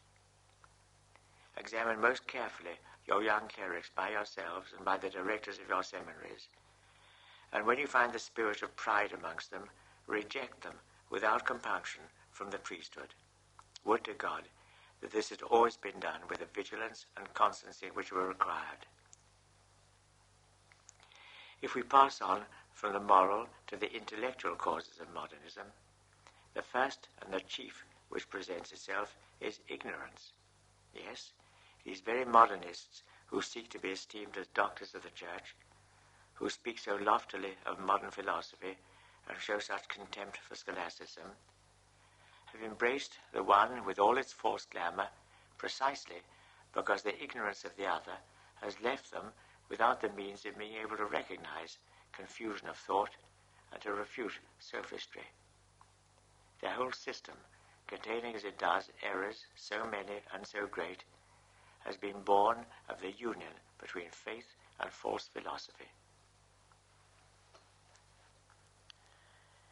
Next section heading, Methods of Propagandism. Would that they had but displayed less zeal and energy in propagating it. But such is their activity and their unwearying labor on behalf of their cause, that one cannot but be pained to see them waste such energy in endeavoring to ruin the Church, when they might have been of such service to her had their efforts been better directed. Their artifices to delude men's minds are of two kinds. The first, to remove obstacles from their path. The second, to devise and apply actively and patiently every resource that can serve their purpose. They recognize that the three chief difficulties which stand in their way are the scholastic method of philosophy, the authority and tradition of the Fathers, and the magisterium of the Church, and on these they wage unrelenting war. Against scholastic philosophy and theology, they use the weapons of ridicule and contempt. Whether it is ignorance or fear or both that inspires this conduct in them, certain it is that the passion for novelty is always united in them with hatred of scholasticism, and there's no surer sign that a man is tending to modernism than when he begins to show his dislike for the scholastic method. Let the modernists and their admirers remember the proposition condemned by Pius IX. Quote, "The method and the principles which have served the ancient doctors of scholasticism when treating of theology no longer correspond with the exigencies of our time or the progress of science." Unquote. They exercise all their ingenuity in an effort to weaken the force and falsify the character of tradition, so as to rob it of all its weight and authority. But for Catholics, nothing will remove the authority of the Second Council of Nicaea, where it condemns those, quote, "who dare, after the impious fashion of heretics, to deride the ecclesiastical traditions, to invent novelties of some kind, or endeavor by malice or craft to overthrow any one of the legitimate traditions of the Catholic Church," unquote. Nor of the declaration of the Fourth Council of Constantinople, quote, "We therefore profess to preserve and guard the rules bequeathed to the Holy Catholic and Apostolic Church by the holy and most illustrious apostles, by the Orthodox councils, both general and local, by every one of those divine interpreters, the fathers and doctors of the Church," unquote. Wherefore, the Roman pontiffs, Pius IV and Pius IX, ordered the insertion in the profession of faith of the following declaration: "I most firmly admit and embrace the apostolic and ecclesiastical traditions and other observances and constitutions of the Church." The modernists pass judgment on the Holy Fathers of the Church even as they do upon tradition. With consummate temerity, they assure the public that the Fathers, while personally most worthy of all veneration, were entirely ignorant of history and criticism, for which they are only excusable on account of the time in which they lived. Finally, the modernists try in every way to diminish and weaken the authority of the ecclesiastical magisterium itself by sacrilegiously falsifying its origin, character, and rights, and by freely repeating the calumnies of its adversaries. To the entire band of modernists may be applied those words which our predecessor sorrowfully wrote: "To bring contempt and odium on the mystic spouse of Christ, who is the true light, the children of darkness have been wont to cast in her face before the world a stupid calumny, and perverting the meaning and force of things and words, to depict her as the friend of darkness and ignorance, and the enemy of light, science, and progress. This being so, venerable brethren, there is little reason to wonder that the Modernists vent all their bitterness and hatred on Catholics who zealously fight the battles of the Church. There is no species of insult which they do not heap upon them, but their usual course is to charge them with ignorance or obstinacy. When an adversary rises up against them with an erudition and force that render him redoubtable, they seek to make a conspiracy of silence around him to nullify the effects of his attack. This policy towards Catholics is the more invidious in that they belaud with admiration which knows no bounds the writers who range themselves on their side, hailing their works, exuding novelty in every page, with a chorus of applause. For them, the scholarship of a writer is in direct proportion to the recklessness of his attacks on antiquity, and of his efforts to undermine tradition and the ecclesiastical magisterium. When one of their number falls under the condemnations of the Church, the rest of them, to the disgust of good Catholics, gather round him, loudly and publicly applaud him, and hold him up in veneration as almost a martyr for truth. The young, excited and confused by all this clamour of praise and abuse, some of them afraid of being branded as ignorant, others ambitious to rank among the learned, and both classes goaded internally by curiosity and pride, not infrequently surrender and give themselves up to modernism. And here we have already some of the artifices employed by modernists to exploit their wares. What efforts do they not make to win new recruits? They seize upon professorships in seminaries and universities and gradually make of them chairs of pestilence. In sermons from the pulpit, they disseminate their doctrines, although possibly in utterances which are veiled. In congresses, they express their teachings more openly. In their social gatherings, they introduce them and commend them to others. Under their own names and under pseudonyms, they publish numbers of books, newspapers, reviews, and sometimes one and the same writer adopts a variety of pseudonyms to trap the incautious reader into believing in a multitude of modernist writers. In short, with feverish activity, they leave nothing untried in act, speech, and writing.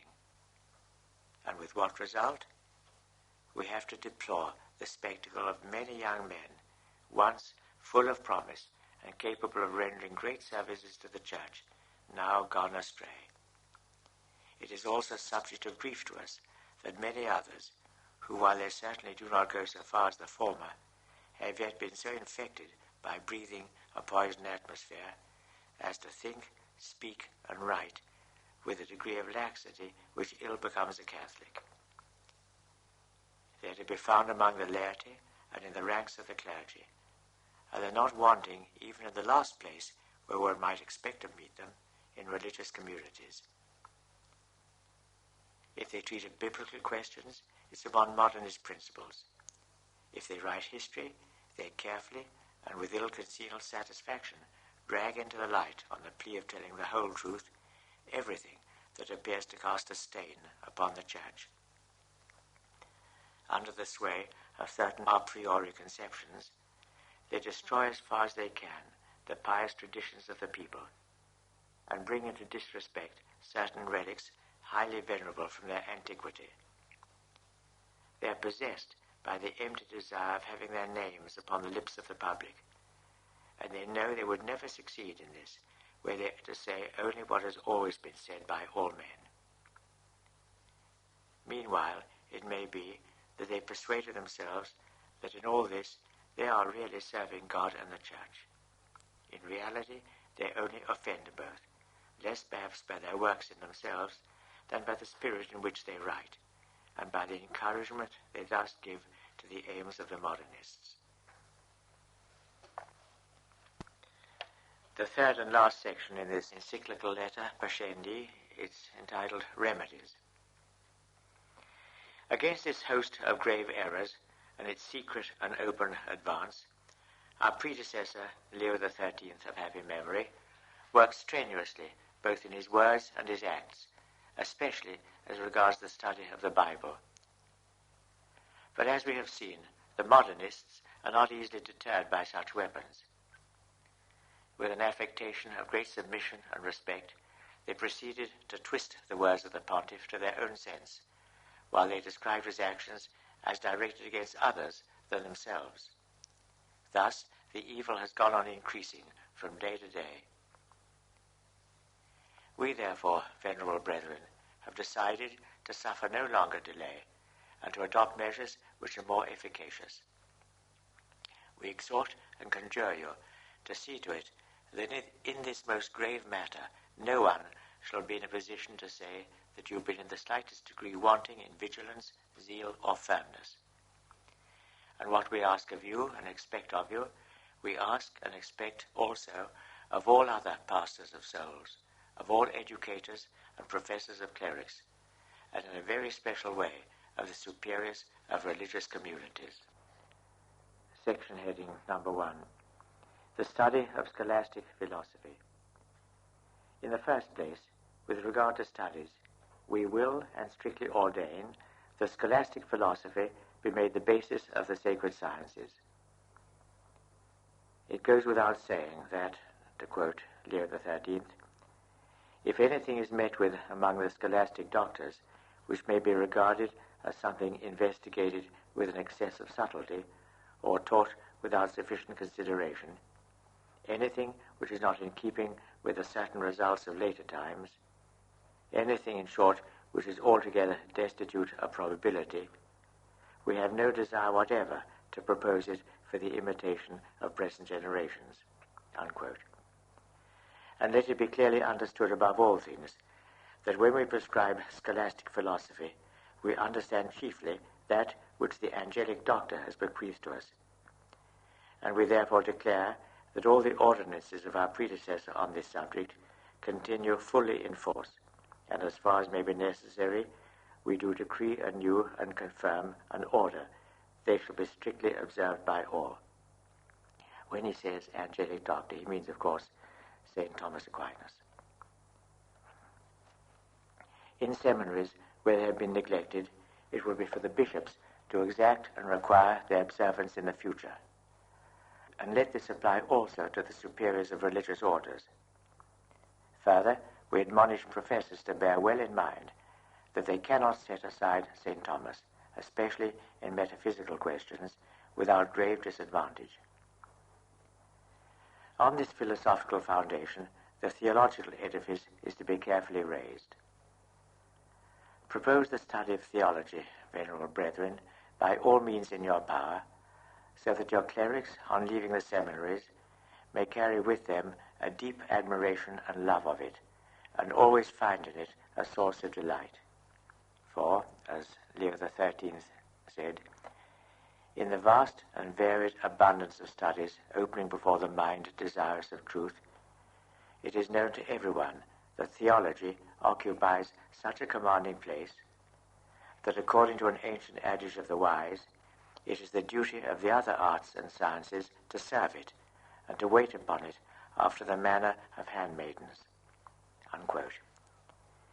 We will add that we deem worthy of praise those who, with full respect for tradition, the fathers and the ecclesiastical magisterium, endeavor with well-balanced judgment and guided by Catholic principles, which is not always the case, to illustrate positive theology by throwing upon it the light of true history. It is certainly necessary that positive theology should be held in greater appreciation than it has been in the past. But this must be done without detriment to scholastic theology. And those are to be disapproved as modernists who exalt positive theology in such a way as to seem to despise the scholastic. With regard to secular studies, let it suffice to recall here what our predecessor has admirably said, quote, apply yourselves energetically to the study of natural sciences, in which department the things that have been so brilliantly discovered and so usefully applied to the admiration of the present age will be the object of praise and commendation to those who come after us." Unquote. But this is to be done without interfering with sacred studies, as our same predecessor prescribed in these most weighty words, quote, "If you carefully search for the cause of these errors, you will find that it lies in the fact that in these days, when the natural sciences absorb so much study, the more severe and lofty studies have been proportionately neglected. Some of them have almost passed into oblivion. Some of them are pursued in a half-hearted or superficial way, and, sad to say, now that the splendor of the former state is dimmed, they have been disfigured by perverse doctrines and monstrous errors." Unquote. We ordain, therefore, that the study of natural sciences in the seminaries be carried out according to the law. Section heading number 2, Practical Applications. All these prescriptions, both our own and those of our predecessor, are to be kept in view whenever there is question of choosing directors and professors for seminaries and Catholic universities. Anyone who in any way is found to be tainted with modernism is to be excluded without compunction from these offices, whether of government or of teaching, and those who already occupy them are to be removed. The same policy is to be adopted towards those who openly or secretly lend countenance to modernism, either by extolling the modernists and excusing their culpable conduct, or by carping at scholasticism and the fathers and the magisterium of the Church, or by refusing obedience to ecclesiastical authority in any of its depositories, and towards those who show a love of novelty in history, archaeology, biblical exegesis, and finally, towards those who neglect the sacred sciences or appear to prefer to them the secular. In all this question of studies, venerable brethren, you cannot be too watchful or too constant, but most of all in the choice of professors, for as a rule the students are modeled after the pattern of their masters. Strong in the consciousness of your duty, always act in this matter with prudence and with vigor. Equal diligence and severity are to be used in examining and selecting candidates for holy orders. Far, far from the clergy be the love of novelty. God hateth the proud and the obstinate mind. For the future, the doctorate of theology and canon law must never be conferred on anyone who has not first of all made the regular course of scholastic philosophy. If conferred, it shall be held as null and void. The rules laid down in 1896 by the Sacred Congregation of Bishops and Regulars for the clerics, both secular and regular, of Italy, concerning the frequenting of the universities, we now decree to be extended to all nations. Clerics and priests inscribed in a Catholic institute or university must not in the future follow in civil universities those courses for which there are chairs in the Catholic institutes to which they belong. If this has been permitted anywhere in the past, we ordain that it be not allowed for the future. That the bishops who form the governing board of such Catholic institutes or universities watch with all care that these our commands are constantly observed. Section heading number 3, Episcopal Vigilance over Publications. It is also the duty of the bishops to prevent writings of modernists, or whatever savours of modernism or promotes it, from being read when they have been published, and to hint at their publication when they have not. No books or papers or periodicals whatever of this kind are to be permitted to seminarists or university students. The injury to them would not be less than that which is caused by immoral reading. Nay, it would be greater, for such writings poison Christian life at its very fount. The same decision is to be taken concerning the writings of some Catholics, who, though not evilly disposed themselves, are ill instructed in theological studies, and imbued with modern philosophy, and strive to make this harmonize with the faith, and, as they say, to turn it to the profit of the faith. The name and reputation of these authors cause them to be read without suspicion, and they are therefore all the more dangerous in gradually preparing the way for modernism. To add some more general directions, venerable brethren, in a matter of such moment, we order that you do everything in your power to drive out of your diocese, even by solemn interdict, any pernicious books that may be in circulation there. The Holy See neglects in no means to remove writings of this kind, but their number has now grown to such an extent that it is hardly possible to subject them all to censure. Hence it happens sometimes that the remedy arrives too late, for the disease has taken root during the delay. We will, therefore, that the bishops, putting aside all fear and the prudence of the flesh, despising the clamour of evil men, shall gently, by all means, but firmly, do each his own part in this work, remembering the injunctions of Leo XIII in the Apostolic Constitution Officiorum, quote, "Let the ordinaries, acting in this also as delegates of the Apostolic See, exert themselves to proscribe and to put out of reach of the faithful injurious books or other writings printed or circulated in their diocese," unquote. In this passage, the bishops, it is true, receive an authorization, but they have also a charge laid upon them. Let no bishop think that he fulfills this duty by denouncing to us one or two books, while a great many others of the same kind are being published and circulated. Nor are you to be deterred by the fact that a book has obtained elsewhere the permission which is commonly called the imprimatur, both because this may be merely simulated, and because it may have been granted through carelessness, or too much indulgence, or excessive trust placed in the author, which last has perhaps sometimes happened in the religious orders. Besides, just as with the same food does not agree with everyone, it may happen that a book, harmless in one place, may, on account of the different circumstances, be hurtful in another. Should a bishop, therefore, after having taken the advice of prudent persons, deem it right to condemn any of such books in his diocese, we give him ample faculty for the purpose, and we lay upon him the obligation of doing so. Let all this be done in a fitting manner, and in certain cases it will suffice to restrict the prohibition to the clergy. But in all cases it will be obligatory on Catholic booksellers not to put on sale books condemned by the bishop. And while we are treating of this subject, we wish the bishops to see to it that booksellers do not, through desire for gain, engage in evil trade.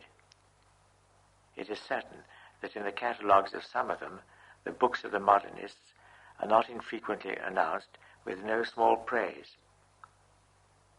If they refuse obedience, let the bishops, after due admonition, have no hesitation in depriving them of the title of Catholic booksellers. This applies, and with still more reason, to those who have the title of Episcopal booksellers. If they have that of Pontifical booksellers, let them be denounced to the Apostolic See.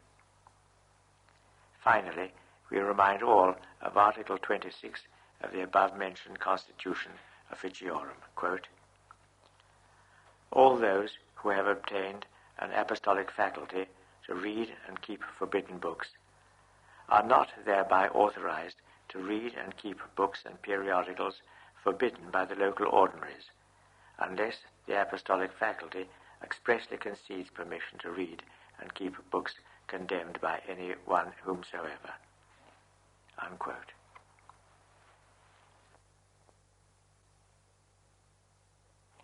Section heading, Censorship. It is not enough to hinder the reading and the sale of bad books. It is also necessary to prevent them from being published. Hence, let the bishops use the utmost strictness in granting permission to print. Under the rules of the Constitution Officiorum, Many publications require the authorization of the ordinary, and in certain dioceses, since the bishop cannot personally make himself acquainted with them all, it has been the custom to have a suitable number of official censors for the examination of writings. We have the highest esteem for this institution of censors, and we not only exhort, but we order that it be extended to all dioceses. In all episcopal curias, therefore, let censors be appointed for the revision of works intended for publication, and let the censors be chosen from both ranks of the clergy, secular and regular, men whose age, knowledge, and prudence will enable them to follow the safe and golden mean in their judgments. It shall be their office to examine everything which requires permission for publication, according to Articles 41 and 42 of the above-mentioned Constitution. The censor shall give his verdict in writing. If it be favorable, the bishop will give the permission for publication by the word imprimatur, which must be preceded by the nihil obstat and the name of the censor. In the Roman Curia, official censors shall be appointed in the same way as elsewhere, and the duty of nominating them shall appertain to the master of the sacred palace, after they have been proposed to the cardinal vicar and have been approved and accepted by the sovereign pontiff. It will also be the office of the master of the sacred palace to select the censor for each writing. Permission for publication will be granted by him as well as by the cardinal vicar or his vice-regent, and this permission, as above prescribed, must be preceded by the nihil obstat and the name of the censor. Only on very rare and exceptional occasions, and on the prudent decision of the bishop, shall it be possible to omit mention of the censor.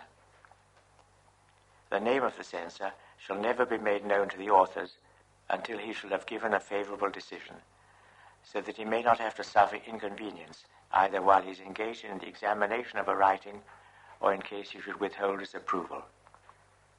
Censors shall never be chosen from the religious orders until the opinion of the provincial, or in Rome of the general, has been privately obtained, and the provincial or the general must give a conscientious account of the character, knowledge, and orthodoxy of the candidate. We admonish religious superiors of their most solemn duty never to allow anything to be published by any of their subjects without permission from themselves and from the ordinary. Finally, we affirm and declare that the title of censor, with which a person may be honored, has no value whatever, and can never be adduced to give credit to the private opinions of him who holds it.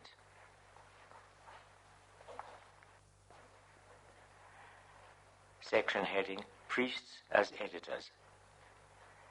Having said this much in general, we now ordain in particular a more careful observance of Article 42 of the above-mentioned Constitution Officiorum, according to which, quote, it is forbidden to secular priests, without the previous consent of the ordinary, to undertake the editorship of papers or periodicals, unquote. This permission shall be withdrawn from any priest who makes a wrong use of it after having received an admonition thereupon. With regard to priests who are correspondents or collaborators of periodicals, as it happens not infrequently that they contribute matter infected with modernism to their papers or periodicals, let the bishop see to it that they do not offend in this manner, and if they do, let them warn the offenders and prevent them from writing. We solemnly charge in like manner the superiors of religious orders that they fulfill the same duty, and should they fail in it, let the bishops make due provision with authority from the Supreme Pontiff. Let there be, as far as this is possible, a special censor for newspapers and periodicals written by Catholics. It shall be his office to read in due time each number after it has been published, and if he find anything dangerous in it, let him order that it be corrected as soon as possible. The bishop shall have the same right even when the censor has seen nothing objectionable in a publication. Section heading, Congresses. We have already mentioned congresses and public gatherings as among the means used by the Modernists to propagate and defend their opinions. In the future, Bishops shall not permit congresses of priests except on very rare occasions. When they do permit them, it shall only be on condition that matters appertaining to the bishops or the apostolic see be not treated in them, and that no resolutions or petitions be allowed that would imply a usurpation of sacred authority, and that absolutely nothing be said in them which savours of modernism, Presbyterianism, or laicism. At congresses of this kind, which can only be held after permission in writing has been obtained in due time and for each case, it shall not be lawful for priests of other dioceses to be present without the written permission of their ordinary. Further, no priest must lose sight of the solemn recommendation of Leo XIII, quote, "Let priests hold as sacred the authority of their pastors. Let them take it for certain that the sacerdotal ministry, if not exercised under the guidance of the bishops, can never be either holy, nor very fruitful, nor worthy of respect." Unquote. Section heading, Diocesan Vigilance Committees. But of what avail, venerable brethren, would be all our commands and prescriptions if they be not dutifully and firmly carried out? In order that this may be done, it has seemed expedient to us to extend to all dioceses the regulations which the bishops of Umbria, with great wisdom, laid down for theirs many years ago. In order, they say, to extirpate the errors already propagated, and to prevent their further diffusion, and to remove those teachers of impiety through whom the pernicious effects of such diffusion are being perpetuated, this sacred assembly, following the example of St. Charles Borromeo, has decided to establish in each of the dioceses a council consisting of approved members of both branches of the clergy, which shall be charged with the task of noting the existence of errors and the devices by which new ones are introduced and propagated, and to inform the bishop of the whole, so that he may take counsel with them as to the best means for suppressing the evil at the outset and preventing its spreading for the ruin of souls, or worse still, gaining strength and growth. That was from the Acts of the Congress of the Bishops of Umbria, November 1849. We decree, therefore, that in every diocese a council of this kind, which we are pleased to name the Council of Vigilance, be instituted without delay. The priests called to form part in it shall be chosen somewhat after the manner above prescribed for the censors, and they shall meet every 2 months on an appointed day in the presence of the bishop. They shall be bound to secrecy as to their deliberations and decisions, and in their functions shall be included the following: they shall watch most carefully for every trace and sign of modernism, both in publications and in teaching, and to preserve it from the clergy and the young they shall take all prudent, prompt, and efficacious measures. Let them combat novelties of words, remembering the admonitions of Leo XIII, quote, "It is impossible to approve in Catholic publications a style inspired by unsound novelty, which seems to deride the piety of the faithful and dwells on the introduction of a new order of Christian life, on new directions of the Church, on new aspirations of the modern soul, on a new social vocation of the clergy, on a new Christian civilization, and many other things of the same kind." Unquote. Language of the kind here indicated is not to be tolerated either in books or in lectures. The councils must not neglect the books treating of the pious traditions of different places or of sacred relics. Let them not permit such questions to be discussed in journals or periodicals destined to foster piety, neither with expressions savouring of mockery or contempt, nor by dogmatic pronouncements, especially when, as is often the case, what is stated as a certainty either does not pass the limits of probability or is based on prejudiced opinion. Concerning sacred relics, let this be the rule. If bishops, who alone are judges in such matters, know for certain that a relic is not genuine, let them remove it at once from the veneration of the faithful. If the authentications of a relic happen to have been lost through civil disturbances or in any other way, let it not be exposed for public veneration until the bishop has verified it.